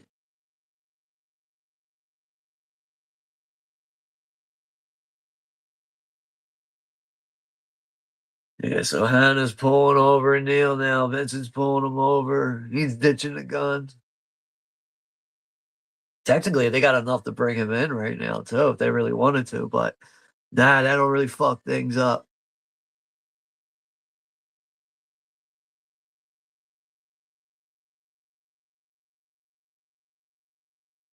Mystery, like God moving over the face of the waters. That's Moby. The new dawn fades. That's the name of that song. Maybe that was Moby too, actually, different from the version used in the. Oh, all right. So the version that's used in the movie there, that's played by Moby, is actually adjusted for the movie compared to the actual song that you would hear on the soundtrack. But that song, like just the style of that slow riff, that doom metal kind of riff, because makes me think of like Typo Negative, but it's not. It's actually it's Moby. So I feel like, if you actually listen to Moby's music, you give it a chance, you can realize that, Moby's not really just confined to like one genre. He really does all types of different things. And I feel like with giving his music a chance, you could find something that you would like in between all that variety of music that he plays.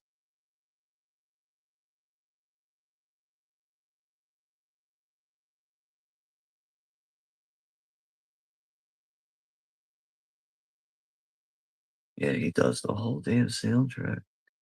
But it looks like somebody from U2, Brian Eno, collaborated with Moby on a song on this soundtrack for Heat. Always Forever Now is the track called, or the track is called. And also Ian Curtis collaborated on the song that we just heard for the New Dawn Fades with Moby. That's an underrated soundtrack, man. It really is.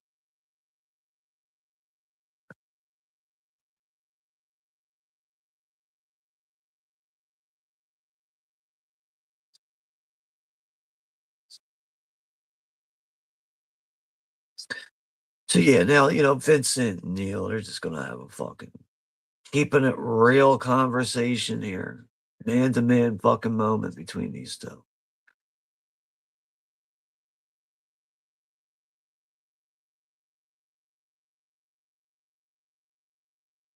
This is where we hear the line again. Don't let yourself get attached to anything that you are not willing to walk out on in 30 seconds flat if you feel the heat around the corner. Now, if you're on me and you got to move when I move, how do you expect to keep a marriage? Very interesting point.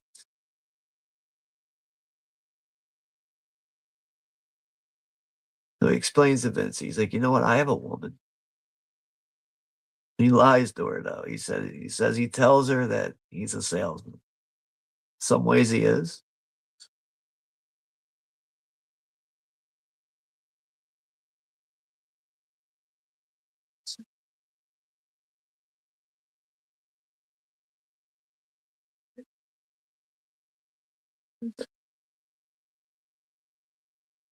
I don't know. I got to agree with Neil, man. On a lot of things he brings up, a lot of points he brings up. Yeah, maybe a lot of that shit is short, vague, and vacant, but that's reality, bro.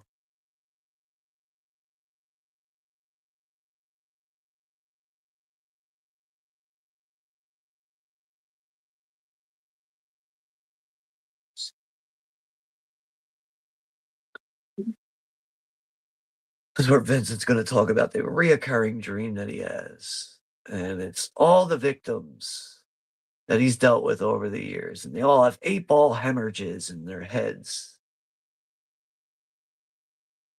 Here they are, all these people, these big-headed balloon people, and I found them 2 weeks.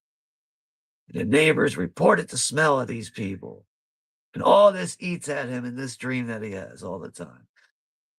I like how Vincent thinks that this is gonna have some kind of effect on Neil. I mean, even just reading his body language, there is nothing you're gonna say to me that's gonna get through to me on an emotional level, you know? Neil doesn't give a fuck, man. And then, like, the question gets brought up of, like, living a normal life, and he's like, "What's that? Fucking going to barbecues and ball games?" Like, fuck that shit, man.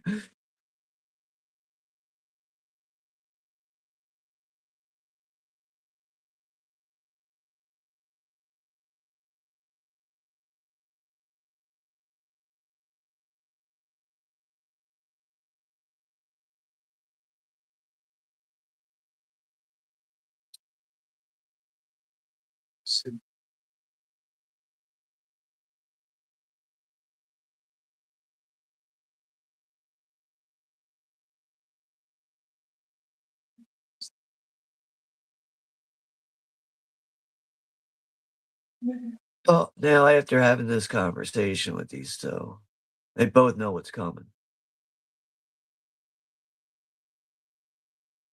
And either way, the heat is gonna close down on one of them.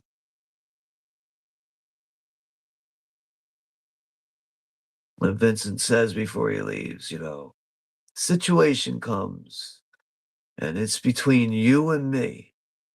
Brother, you are going down."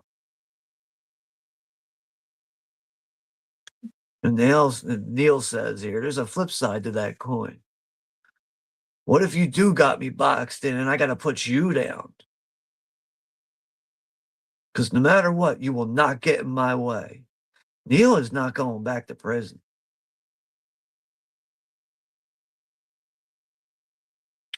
And that's the discipline for Neil, as he explains that. And he will not hesitate to put him down too.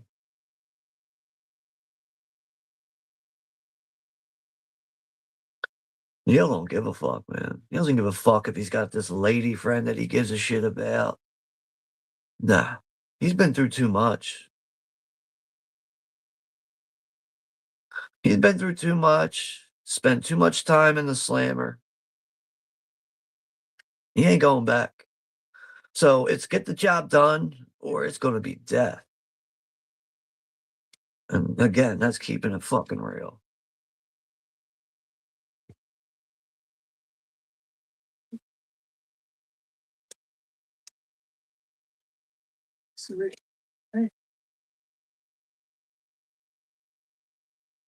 Yeah, so now Vincent goes back to headquarters, gets the bad news that their surveillance has been dumped.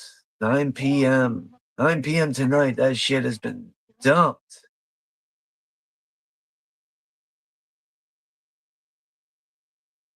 Oh, it's gonna piss him off. Vincent's pissed the fuck off now. Now he can't back up a lot of that shit that he just relayed to fucking Neil.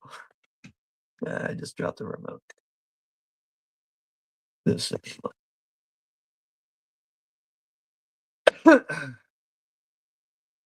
any mods in the chat if you can share Mike's channel, Mike's DVD and Blu-ray collection. That'd be great.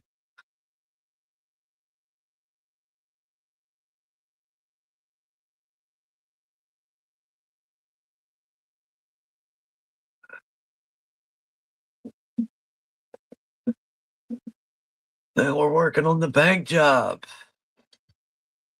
the one that the cops don't have a fucking lead on right now because of the surveillance being shut down. This really does throw a wrench in the thing. It's going to turn out to be bad for both sides. That was, if you guys have seen this, you should know.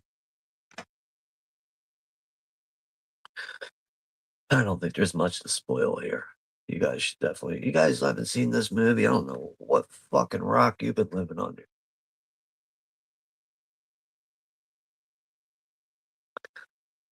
Yeah, we got Henry Rollins, bodyguard Roger Van Zant, who was living out of his office. And this is where Wayne Grow comes back into the picture.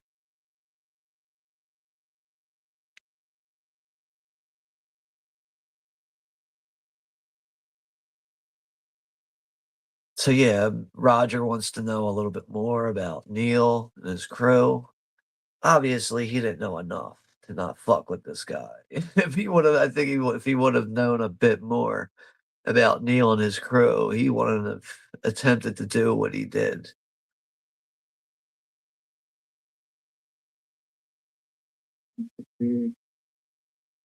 And just a few words too from Wayne Grow. He only really has to explain that, oh, Neil, he ain't gonna forget about you, man. He's real thorough like that.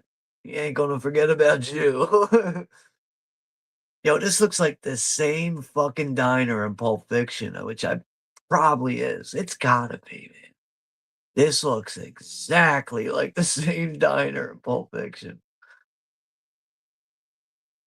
Which is we get the Allstate guy back into this. What's his name? Like Dennis Graysbert, I think his name is.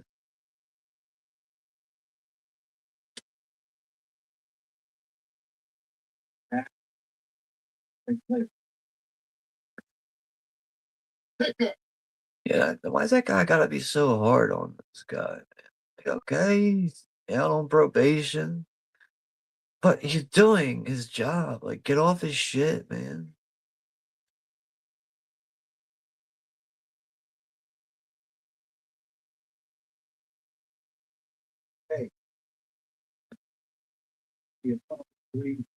Danny Trejo. What's his name?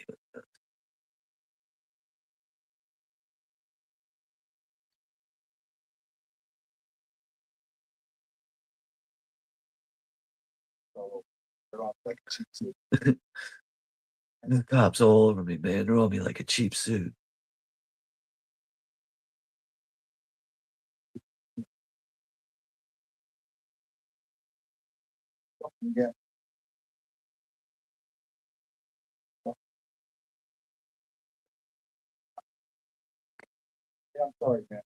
So Neil and Chris happen to be in this diner, only to be using the payphone.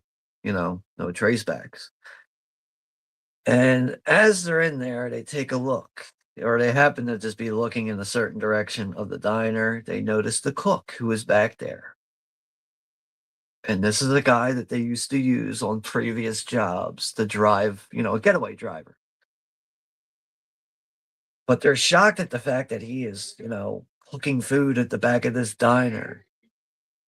But they realize they need a fucking driver and they're going to need a fucking decision on that right then and now. It's like, yo, we're doing this job. We need a driver. But the situation is, need to know if you want to be in on it right now. It doesn't even take him 30 seconds. I mean, the few seconds he decides on that job and the fucking pressure of working this bullshit cook job. He knows how much money is in on this, thinks it's going to be his, just like the old days, sweet ass job. So Neil's going to come back in 5 minutes again.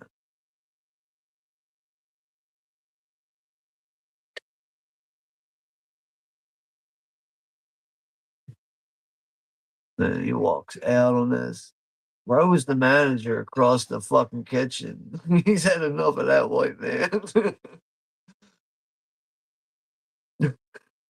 It's fucking great. There's that guy across the room.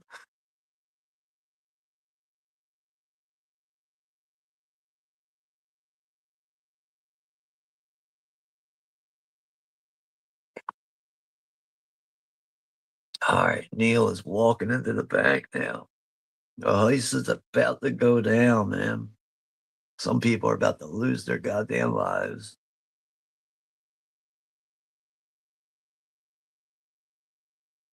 The heat is on.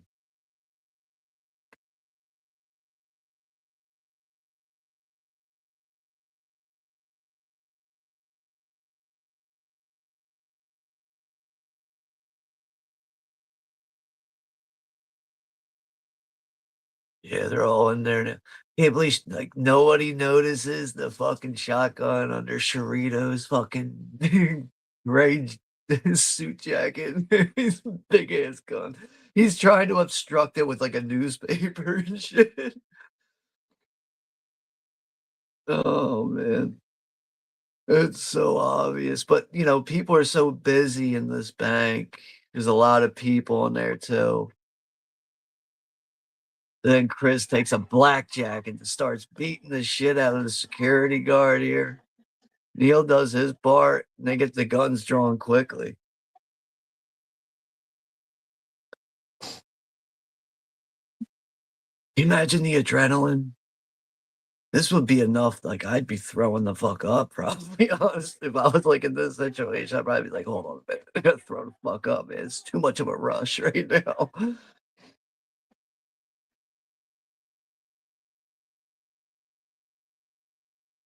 Get the zip ties out. Get those security guards hemmed up quick, man.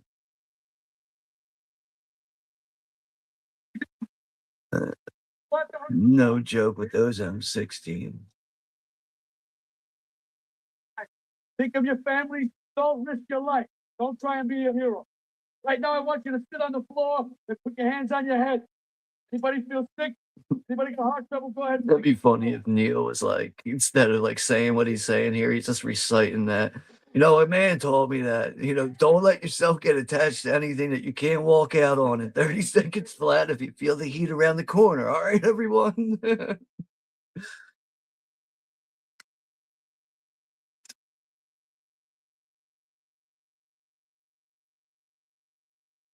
All right, we're 2 hours into this stream.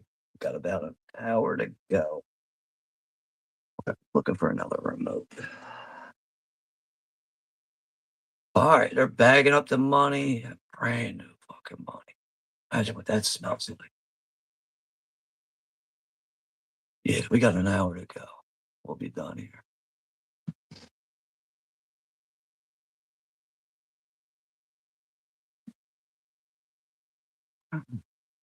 Damn, Sharito's got an AK. Don't look at me again, I'll fucking kill you. Put your fucking head down. And Tom Sizemore, it's another thing with him, man. Always has his voice. I feel like he's someone like another one I can, if I'm not looking at the TV, I can hear him yelling or whatever it is, speaking. Yeah, I know he's on the screen. Just a very distinct voice with him. Especially when he's yelling. When he's yelling, it's like, I know who that is. I know that voice.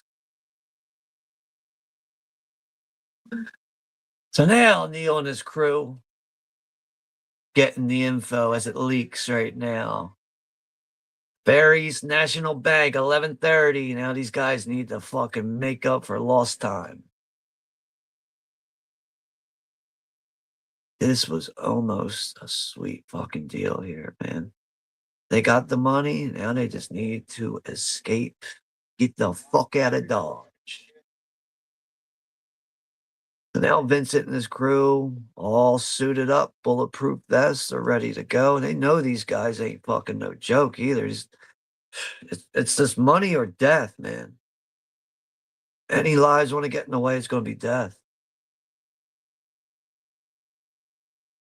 This should have been a cakewalk.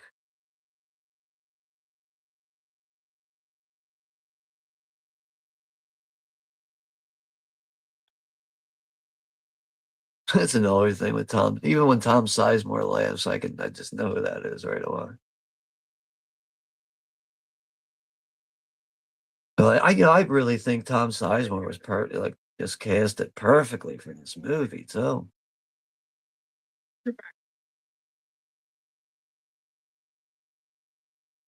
Now all these unmarked cars are showing up, gonna barricade these guys in.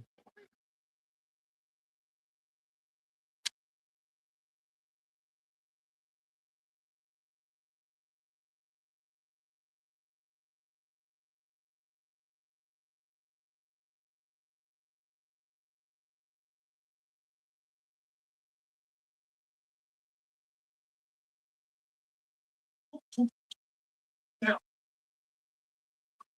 They got there just in time, Vincent and his crew.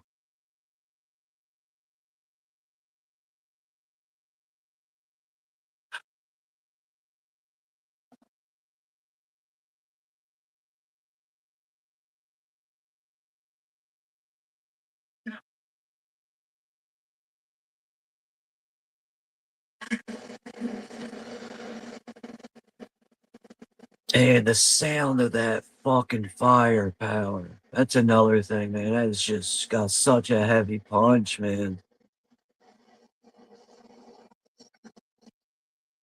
Oh, Ted Levine catches some shrapnel to the neck. He's dead. Vincent goes down, checks him out, realizes his partner just dies.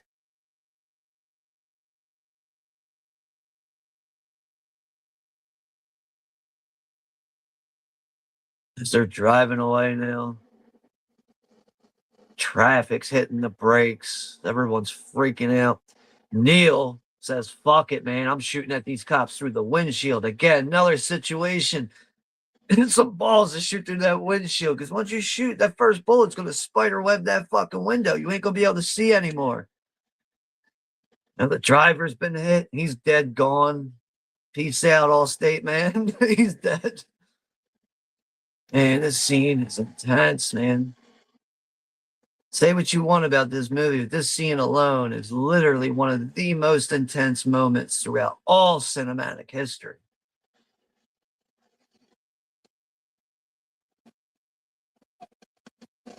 I mean, dude, they're just spraying bullets with these assault rifles, turning around, fucking just spraying bullets on every officer that wants to get involved. That's 2 cops dead. Actually, 3. That's 3 cops dead. I forgot about Ted Levine's character. He's dead. So right now, out of Neil's crew, the driver's been killed. That's it. I know one of them gets clipped.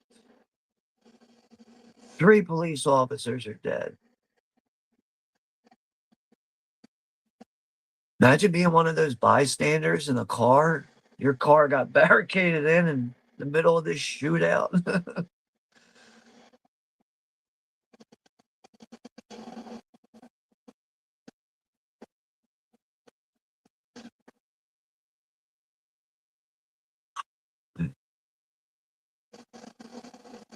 Bullets are tearing through cement. Oh, man. Cement pillars.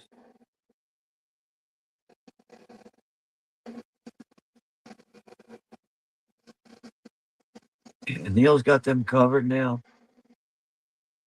Neil's got fucking Chris covered and Michael Cerrito.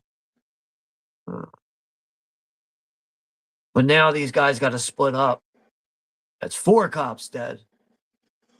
5 cops dead. Dave Cerrito just took 2 of them out.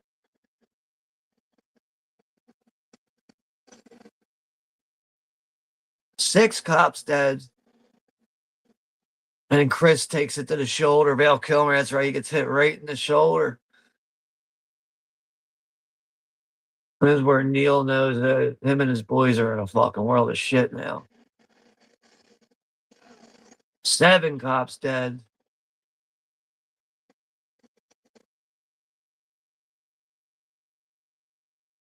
Dude, all that weight. You gotta lift up half of fucking Val Kilmer's body weight because he can't fucking walk now. He's hurting. And that fucking weight of that money in that bag.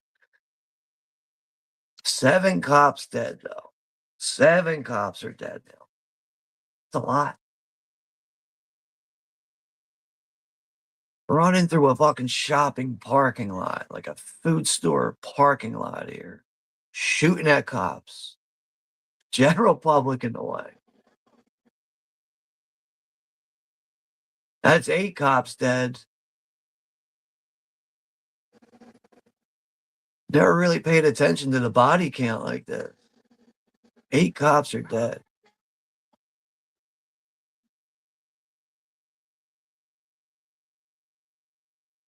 It really looks like Neil, and everyone is just completely screwed. But you guys know that's not the circumstances with this.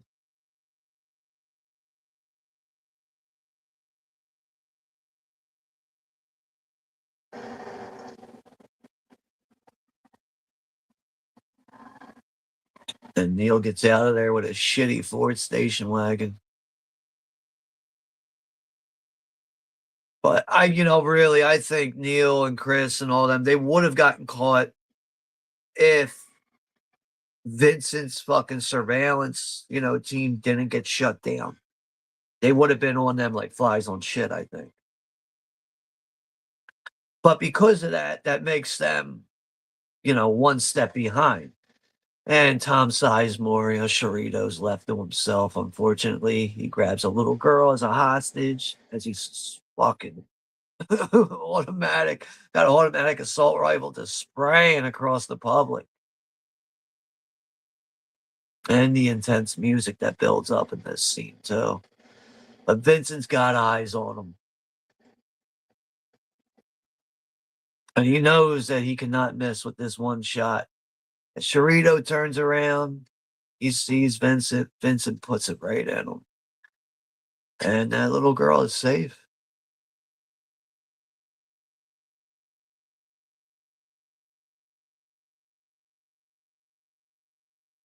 What a fucking scene, though.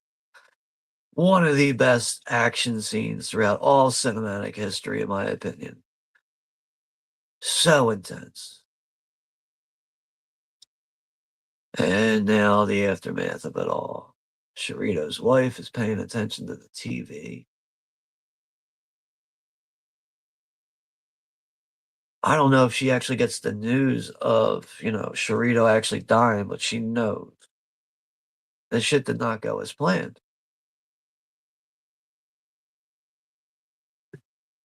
And Lillian, the one that's, the significant other to the Dennis Graysberg character, I don't know his fucking name. She sees his picture on the news. She realizes he's dead and gone. And Neil takes Chris to a crooked doctor, which is Jeremy Piven, as he is trying to ghetto-like, or do some ghetto surgery to get that bullet out of his shoulder. I'm going to give you a quarter grain of morphine. Mostly tissue damage, which is good.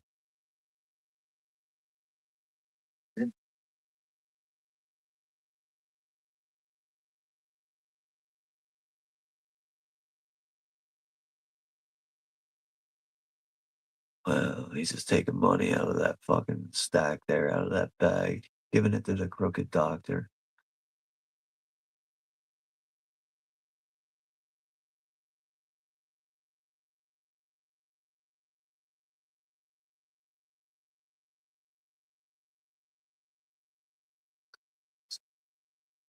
He's gonna pick you up. Take you to this place. Like that.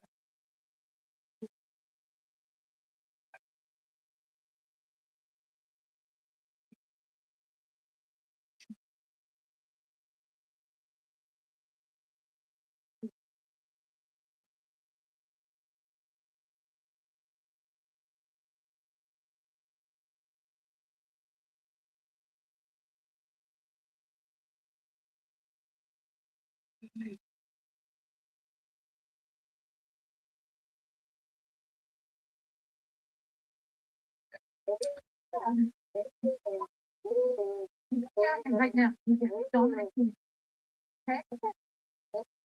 Yeah, the police are going to end up getting to Charlene before Chris can get there and get his family out of there.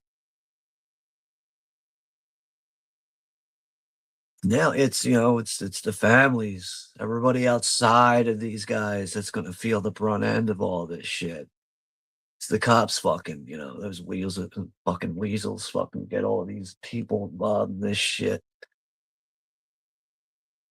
It's one thing with cops, you always got to rely on everyone else to do their jobs. I will be right back here in a moment. Give me a couple seconds. Be right back.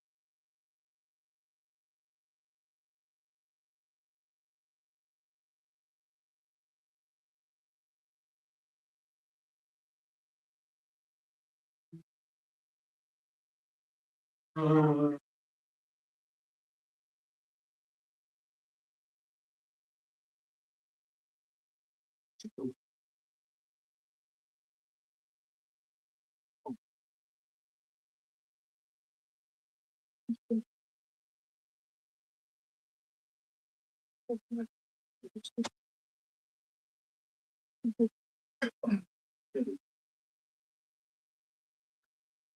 sorry about that.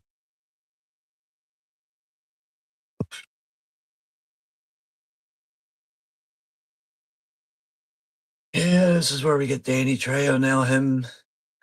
Oh yeah, he's been beaten. He's half alive. His wife's been fucking raped and killed. There's only one person that could have done that, right? An honest cop wouldn't do that. It's Wayne Grove. Wayne Grove, the sicko.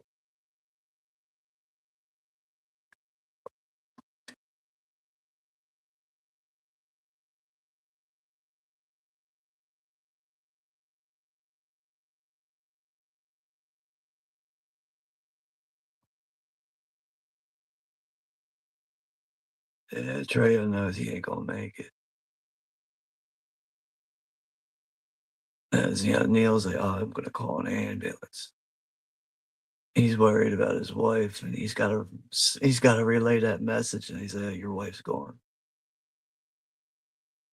And yeah, he's asking Neil. He's like, I just don't leave me like this. So he's got to kill his friend here. Just an off-screen shot as you see the fire, the fire light up through the apartment there, that complex, or that condo. I mean,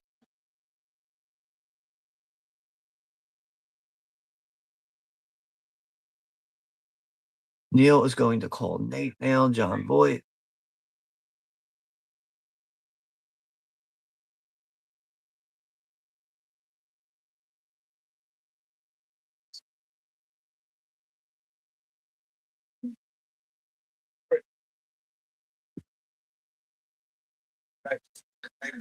Okay. So Nate is going to get Chris out of his situation.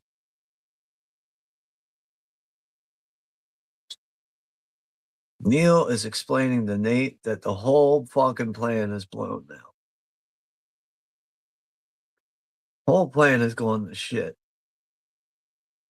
And yeah, he's the only person he can trust at this point. Neil can only trust Nate right now. And yeah, so what's trusting him, he's going to explain that I'm going after Wayne Grove because he knows that Wayne Grove killed fucking Danny Trejo. His character, I forget his fucking name, but he's dead and gone now.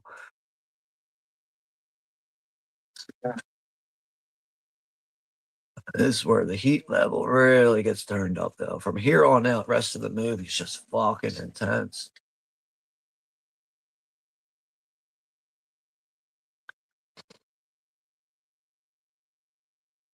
Now we are I think we're in the hotel.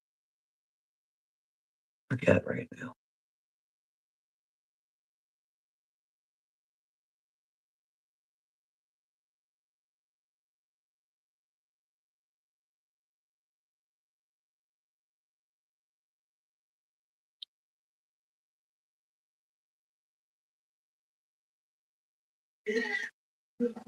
This is Roger Van Zant's place, right?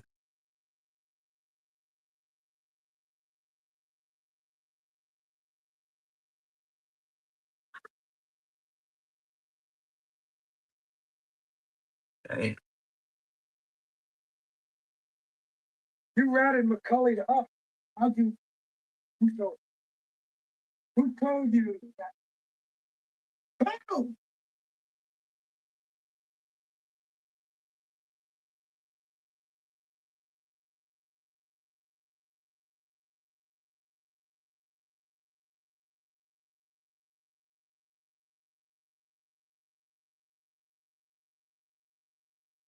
Hmm.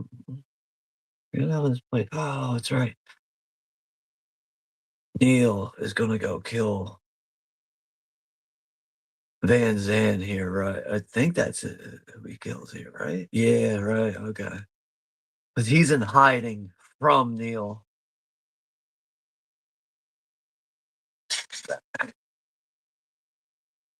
Yeah, he breaks his condo window. He wants to know where Waingro is. And he just blows him away. He said, Waingro, where is he? How the hell would I know? He knows he's not going to get no info out in with that response, so he blows him the fuck away. He's got other prospects to figure out where Waingro's at too. You know, Neil's a very smart man.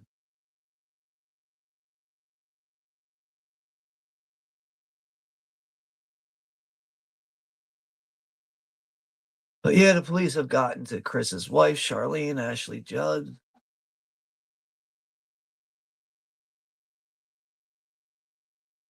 Mainly because of the guy that she's having the affair with.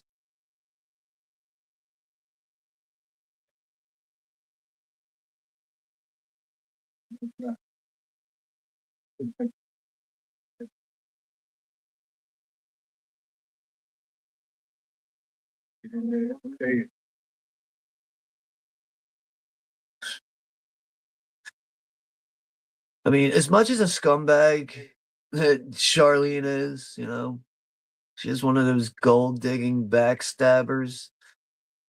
She's not gonna rat out her man though. She's not gonna rat him out. So she is a bit, you know, untrustworthy like that, but when it comes to the police and real fucking life shit like this, she's not gonna bottom out on him like that.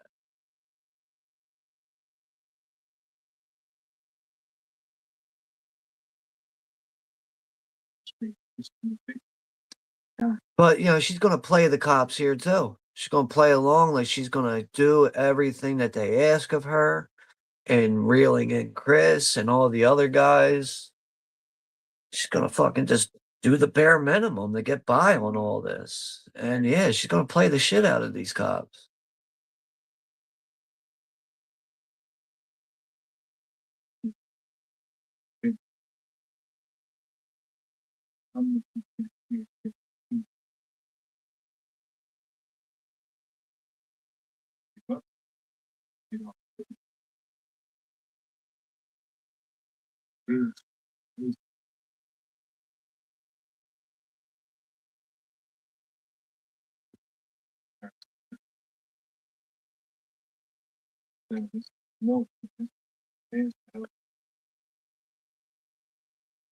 So right now, next stream on the channel is Deadly Games Dial Code Santa Claus. But you know, we'll probably get something else scheduled in between that time.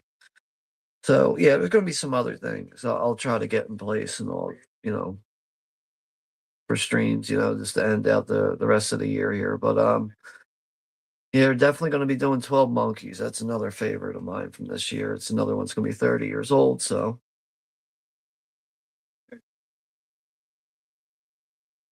just you know, just taking a quick look at all that. But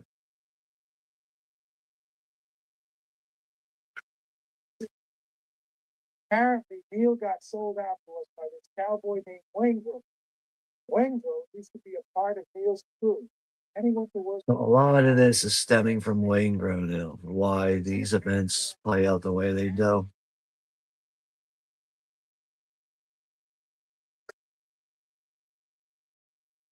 Wango just got himself a sweet airport marquee with a Jameson there now. Yeah, Vincent is finally getting the info he needs to stay on, at least one heel behind these guys. So yeah, Waingro is staying at a suite in a hotel right now. So he's going to deploy the rest of his team to get there, box him in before Neil can get there because he knows that Neil wants a piece of him, Waingro.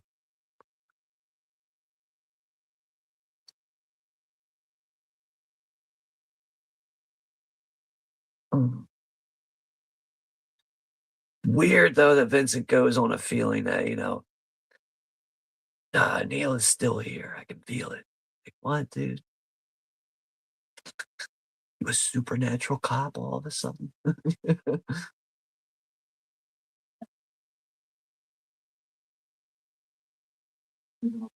Right.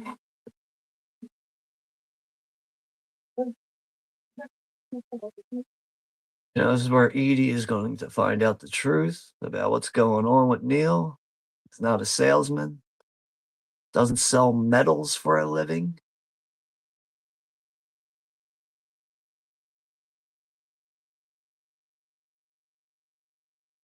He says there, sometimes it rains, you get wet. Pack your shit, let's go. She doesn't want nothing to do with it, though.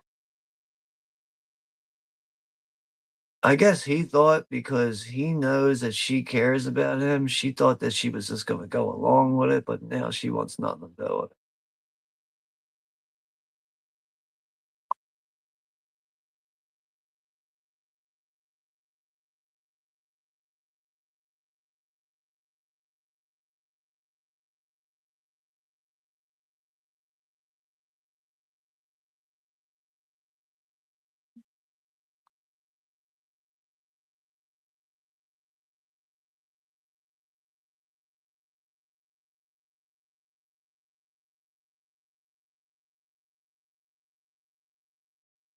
It is the next day, the final day here.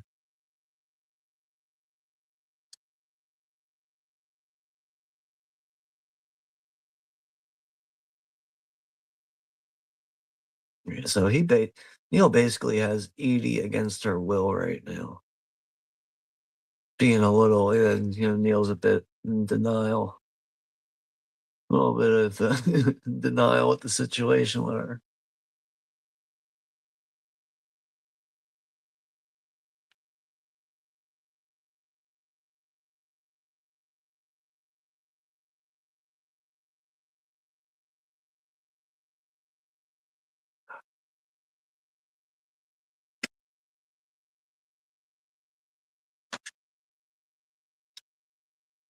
Timestamp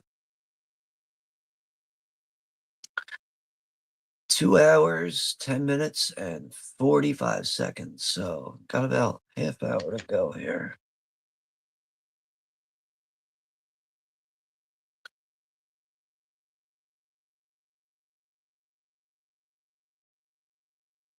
Ready?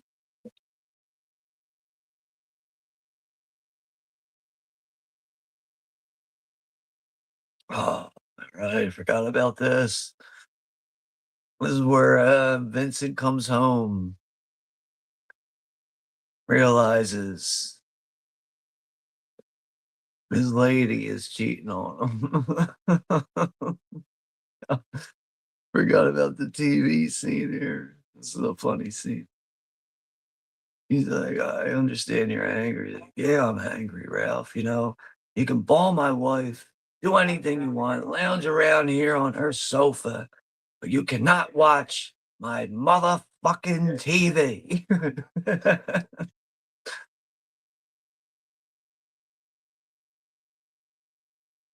But you do not get to watch my fucking television set. He smashes the shit out of it.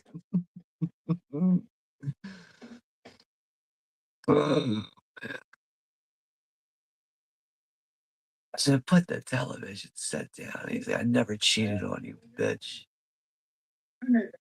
He's like, well, you should have. Like, real shitty. And then Ralph, sit down. Shut up. Sit down. Al Pacino's good in this scene here. Oh man.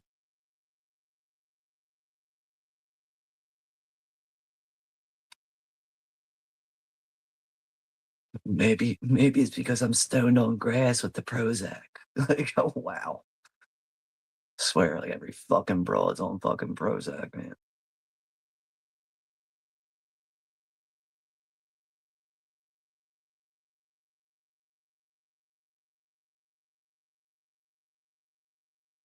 That's the end of that relationship.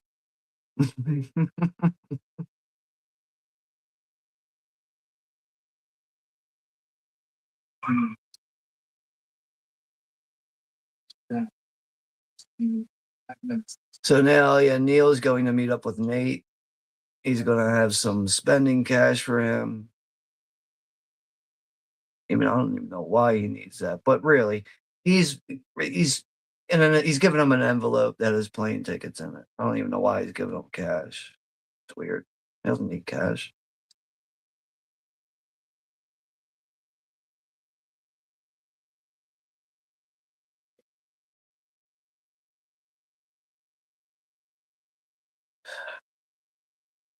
So, without Nate, Neil is kinda in a real bad situation. So, yeah, Nate is, going over his own head and helped out Neil. I guess, looking at things from a friendship perspective. This is going beyond business. I'm gonna help you out, even though I don't have to do this. He's gonna help him out for free. Look at things finally from a human side, a friendship side. And this is where Neil is gonna go back to Edie, make his last plea with her.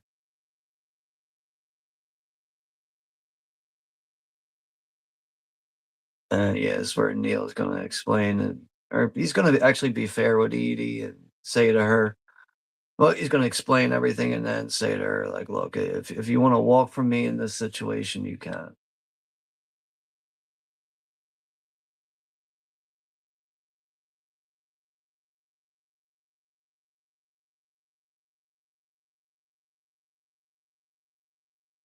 This is where Neil explains, when you see that loneliness in him before he met Edie, there's no point in him going anywhere if he's going to be alone.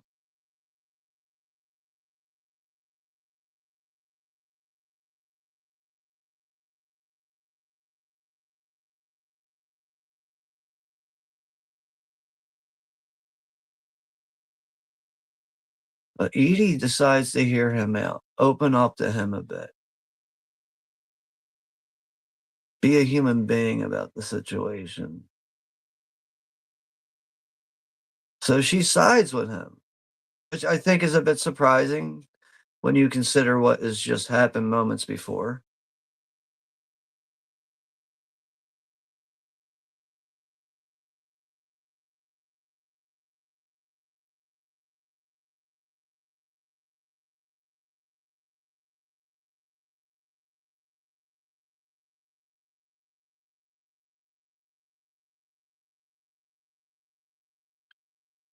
So now Chris is showing up to where the police have Charlene, which is supposed to be a safe house or whatever. And yeah, the police now they're setting up and hiding. They want Charlene to go to the balcony and talk Chris into coming in so they can apprehend him. But like I said, though, Charlene's not gonna fucking bail on him. She's not gonna fucking. All right, she might go behind his back and fuck other guys, but she is not gonna rat him out to the police.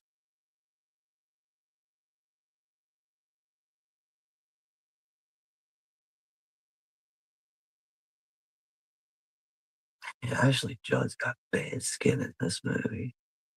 Got like pimples all over her face, all over her forehead. Nah, none of us are perfect looking, right?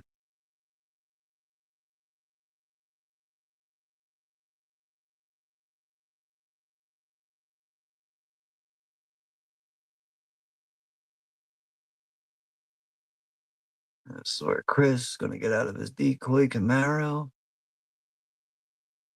He got his hair cut too. That's right, I forgot. He cuts all that fucking long hair off. He's been sewn up. He's got that fucking bullet out of him. And yeah, he's gonna communicate with her. But she's gonna signal him. Like, don't come up here. The fucking pegs are everywhere. Don't come up here.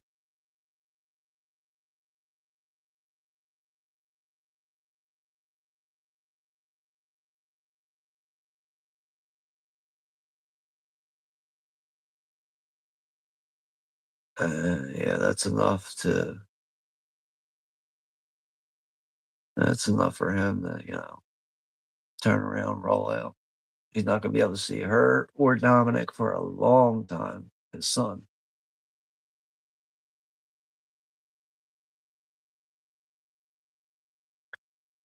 So with the police not fully paying attention to that, the fact that he is out there and he's looking a lot different than, you know, than he does with the long hair and everything. She goes back inside, tells the police, "Nah, it wasn't him, it was someone else."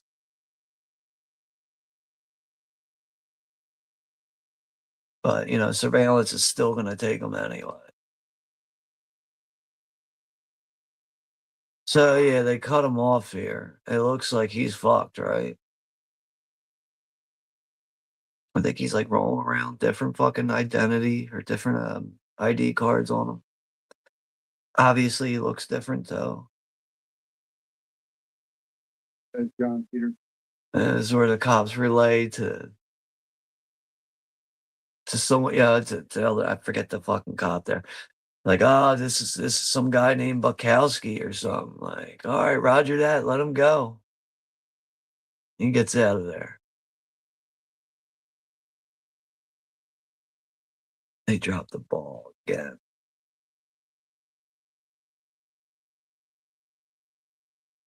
Yeah, that's the one thing that really fucked up this whole situation for Vincent and his crew is headquarters dropping that surveillance. They never would have dropped that shit. They would have been ahead of these guys. And also, you wanted to have 8 cops dead in that shootout. Live and learn.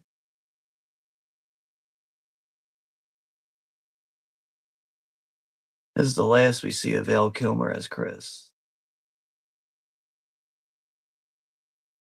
Which is what I believe that, you know, apparently we're going to be getting a part 2 to Heat with, like, what's his name? Fucking, forget that guy's name. Butler, I think his last name is. I think he's going to be playing the role of Chris. I don't know. I I think there's definitely room to be making a sequel for Heat. There is. But all these years later, like 30 years later, uh,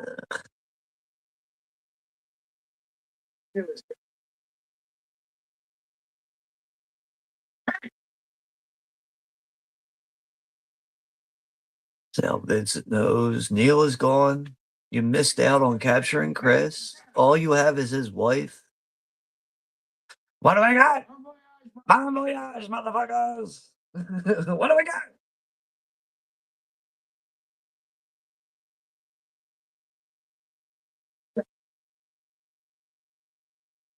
So yeah, Heat 2 is going to be based off of the 2022 novel. They're going to roll in that, but what's that actor's name? I think that's going to be it. I think Leonardo DiCaprio is also supposed to be involved in the project. What other name did I see there? We might see what's his name. Fucking asshole that plays Kylo Ren.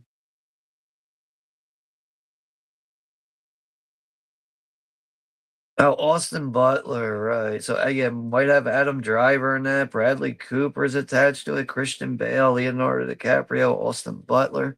I think Austin Butler is supposed to be playing the role of Val Kilmer's character as Chris. I think.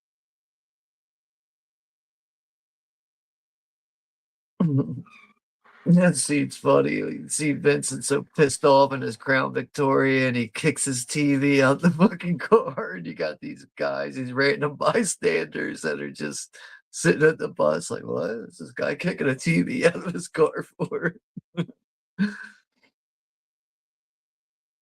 Ah, shit. All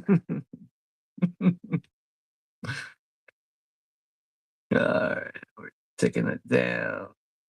It's 2 hours, 23 minutes, and 2 hours, 24 minutes exactly right now where I'm at.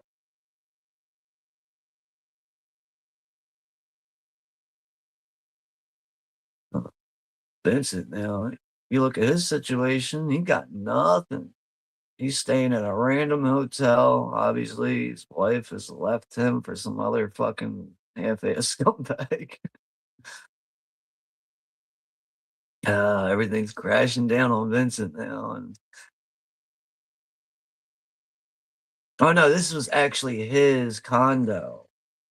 So he wasn't living with his girlfriend. And this is where I forgot with Natalie Portman, his girlfriend's daughter ends up fucking slitting her fucking wrist. Obviously having a hard time with the reality of her situation with her family, her careless dad, mother not being able to be the mother that she should be, I guess you could say. We don't see Natalie Portman for such a while in this movie. I think that is enough there to make you forget about her character and what she does to herself here with trying to commit suicide.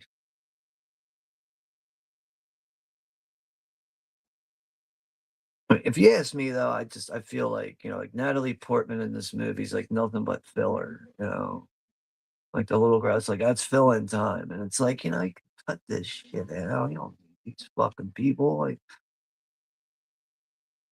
they do good in their roles, but like I think this is just one example of like how some of this movie can be cut down from that 3 hour runtime. And Vincent rushes her to the hospital.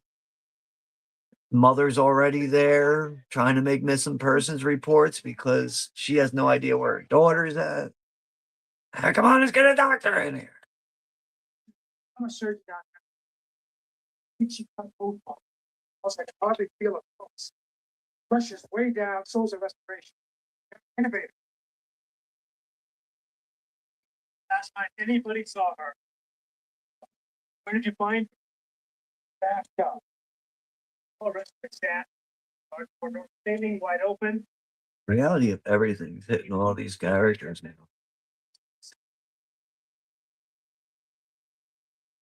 You have I think Vincent's realizing now, like, you know what? Shit, I should have paid more attention to my family instead of being so committed to this job with being a detective and being so, just swept away by everything. And with Vincent and his crew, he should have been at least more than 50% a family man than being 100% a policeman.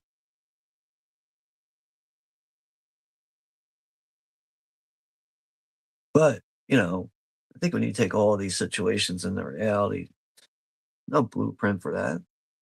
No easy way around that. There's no cutting corners, right?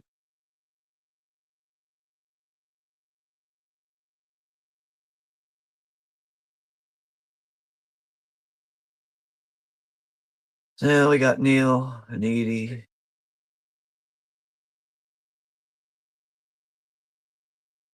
Makes one last call to Nate. Your private plane is in the air now. All you got to do is be there on time.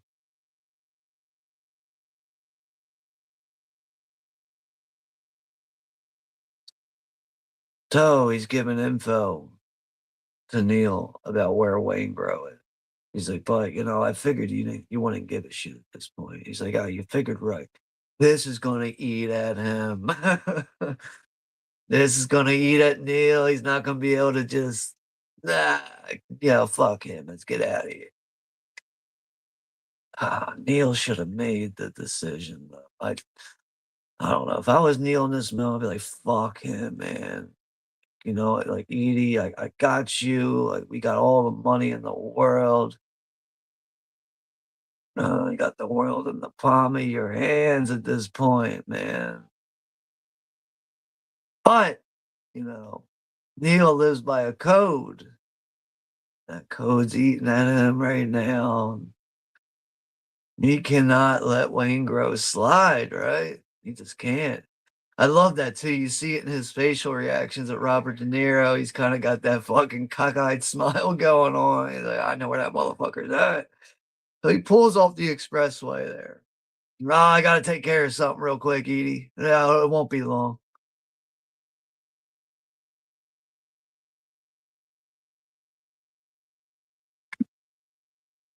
Makes for a great ending, though. Really does. I mean, like I said, I would have just been like, fuck him, man. I got everything I need.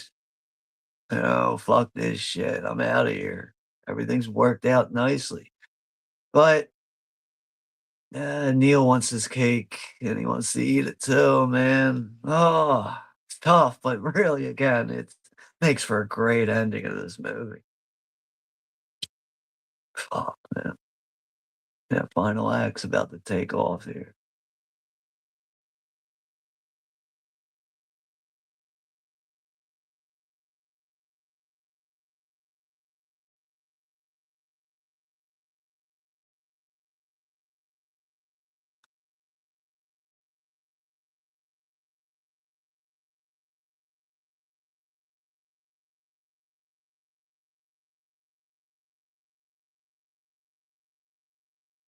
And it's room service. Davis and one of the female.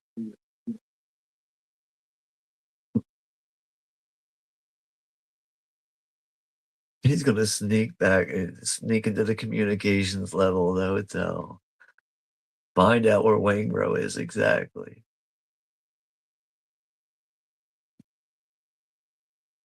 And there is police, there's surveillance inside this hotel too.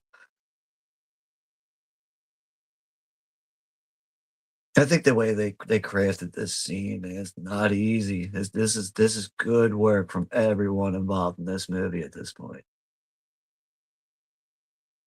On top of the pacing, good direction from Michael Mann.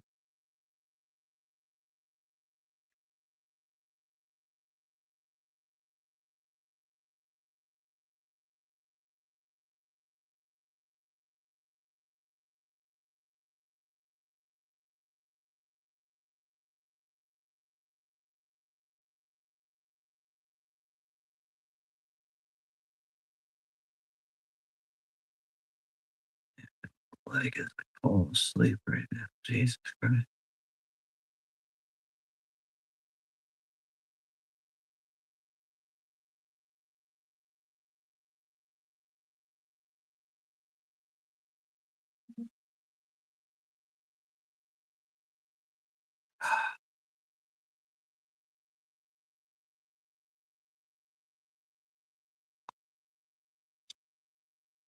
All right, I'm at the 2:32 mark right now. 2 hours, 32 minutes.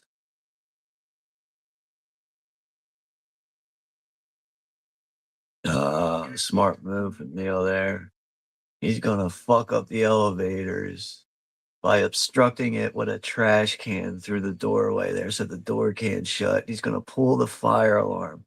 So that's gonna distract everyone. It's gonna distract everyone to go to a certain part of the hotel and have all these people rushing out thinking there's a fire. Smart, smart, smart.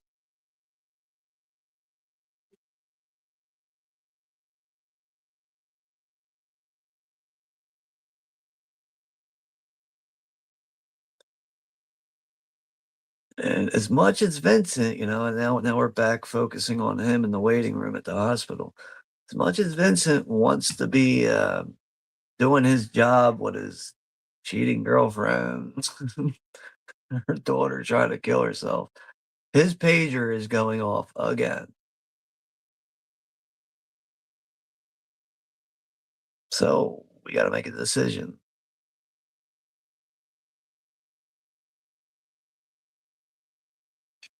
Yes.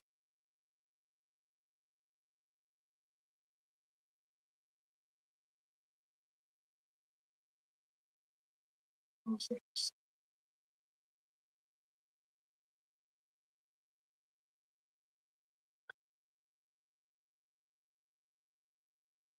She is. She asks Neil. I mean, asks Benson here. Is there any way it could work out between the both of us? He's saying, it's like you said. In the end, it's all about what I want. What I want is justice.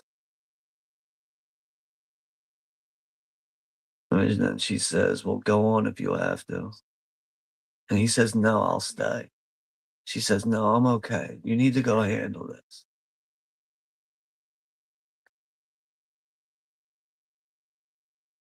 But the situation is so drastic with the suicide of her daughter, or the suicide attempt with her daughter, that allows her to give him the breathing room to do this.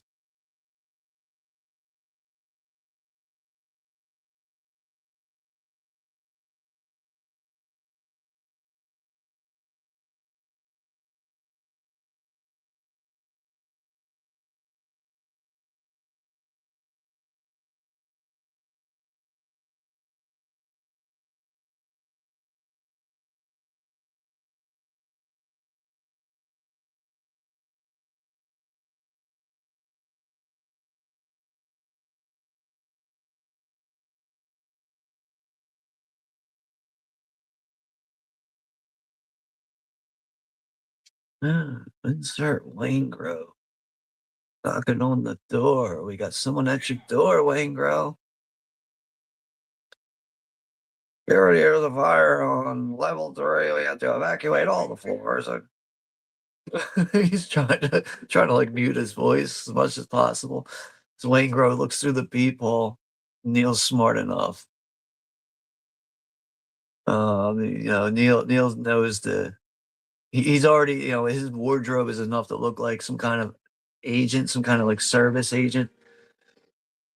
Wayne Grove opens the door just a little bit for Neil to kick that shit in. But he is pistol whipping the shit out of Wayne Grove now. He's, look at me. Look at me, motherfucker.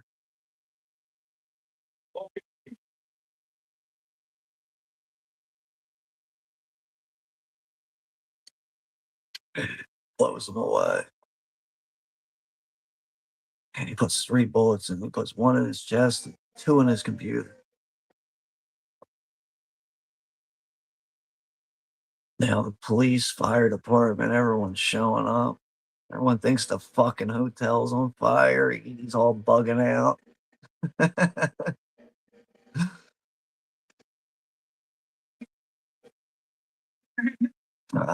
Yeah, LAPD is showing up when Neil is walking out the door.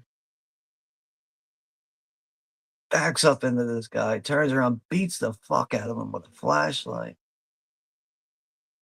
And Wayne Grove's dead.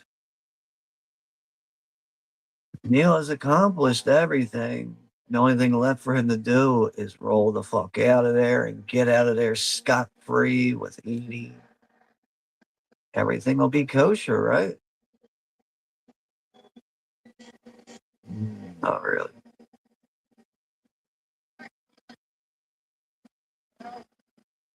JJ. Walker, JJ. Mention him in the lobby down by the stairwell. We got 3 teams are moving up the other 3 elevators to the center elevators. Mission gets the got teams moving. All right, that's cool.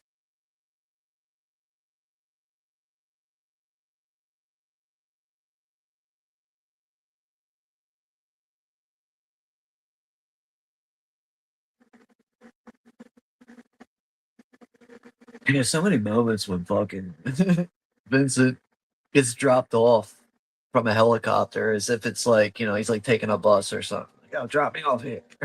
Lands in a parking lot, gets out like it's nothing. Must be nice.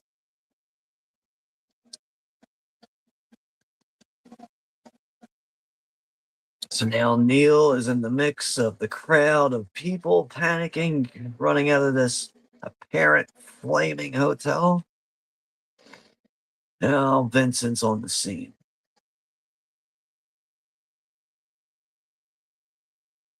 Gene knows who Edie is. Vincent knows who Edie is. He sees the car. He sees Edie there. Now that confirms. That confirms that Neil is there. Neil is just feet away from getting away with Edie, and he sees Vincent coming. And he knows he cannot just hop in that car with her.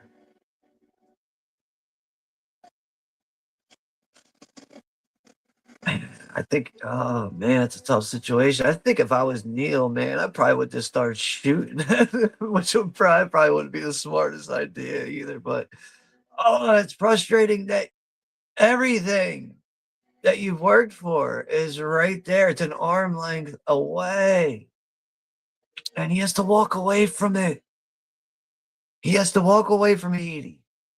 He has to walk away from the money. He's got to walk away from all of it because Vincent happened to show up at the right time. Ah, man.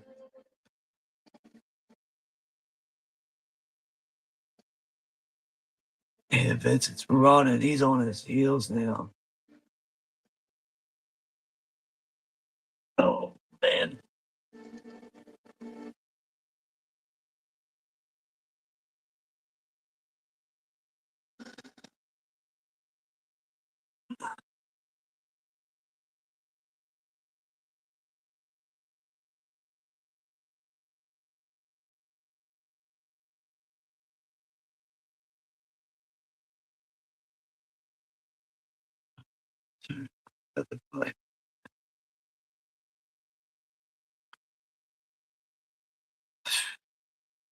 All right, we got one person left in the stream, one person left here, so we will be ending this very shortly.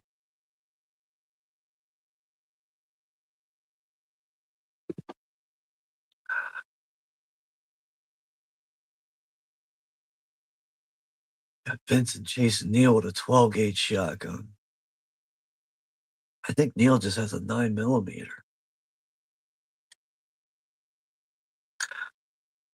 Hey, if Neil was a better shot, he could have got Vincent right there. Another thing that's so genius about this scene is you have a shootout in airport territory that makes a bunch of noise. So all the noise from the airplanes is superseding all the noise from the gunfire. That's good stuff right there.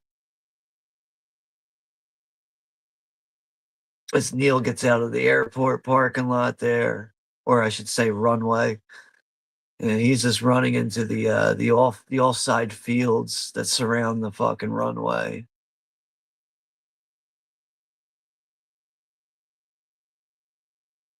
And another thing is the spotlights on the runway that help the planes be directed in without, having any kind of accidental accidents or anything.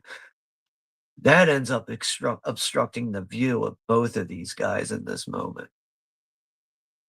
Shadows and bright lights.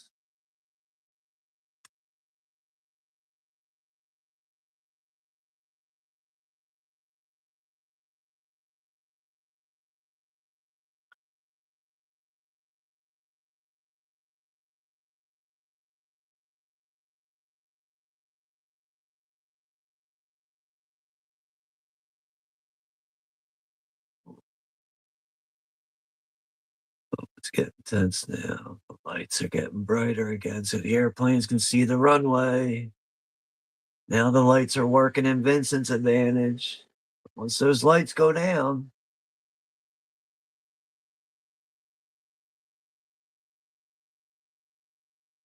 planes hitting the runway, the lights are going to go down now.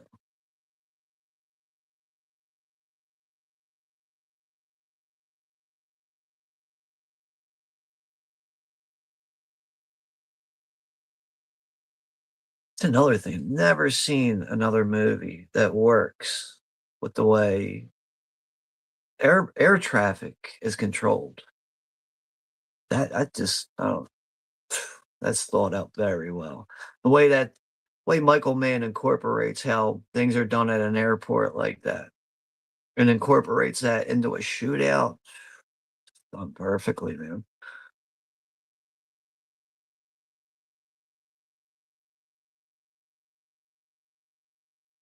Now Vincent has put down the 12 gauge. He's got a regular pistol in his hand now. Both of them have pistols now.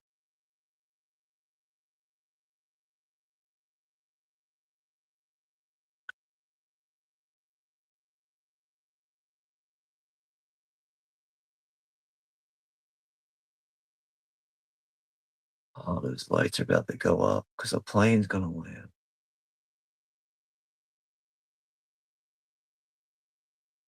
Oh, there go the lights are going up.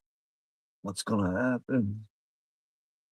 The shadows fucking worked against Neil. And yep, out of the corner of Vincent's eye, you could see that shadow, which allowed him to fucking turn to his right, blow Neil away.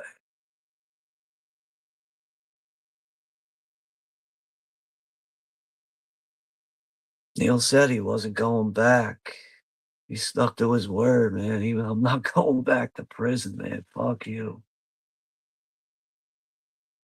They both stuck to their word. Ultimately, they both did.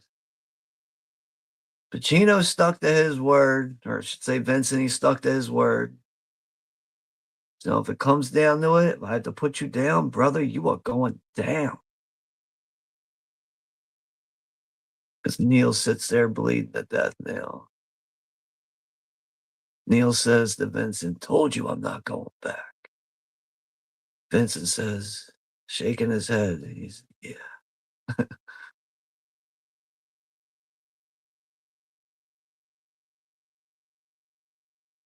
And that's where that music from Moby just kicks in. And Vincent holds the hand of Neil as he leaves from this world into the next.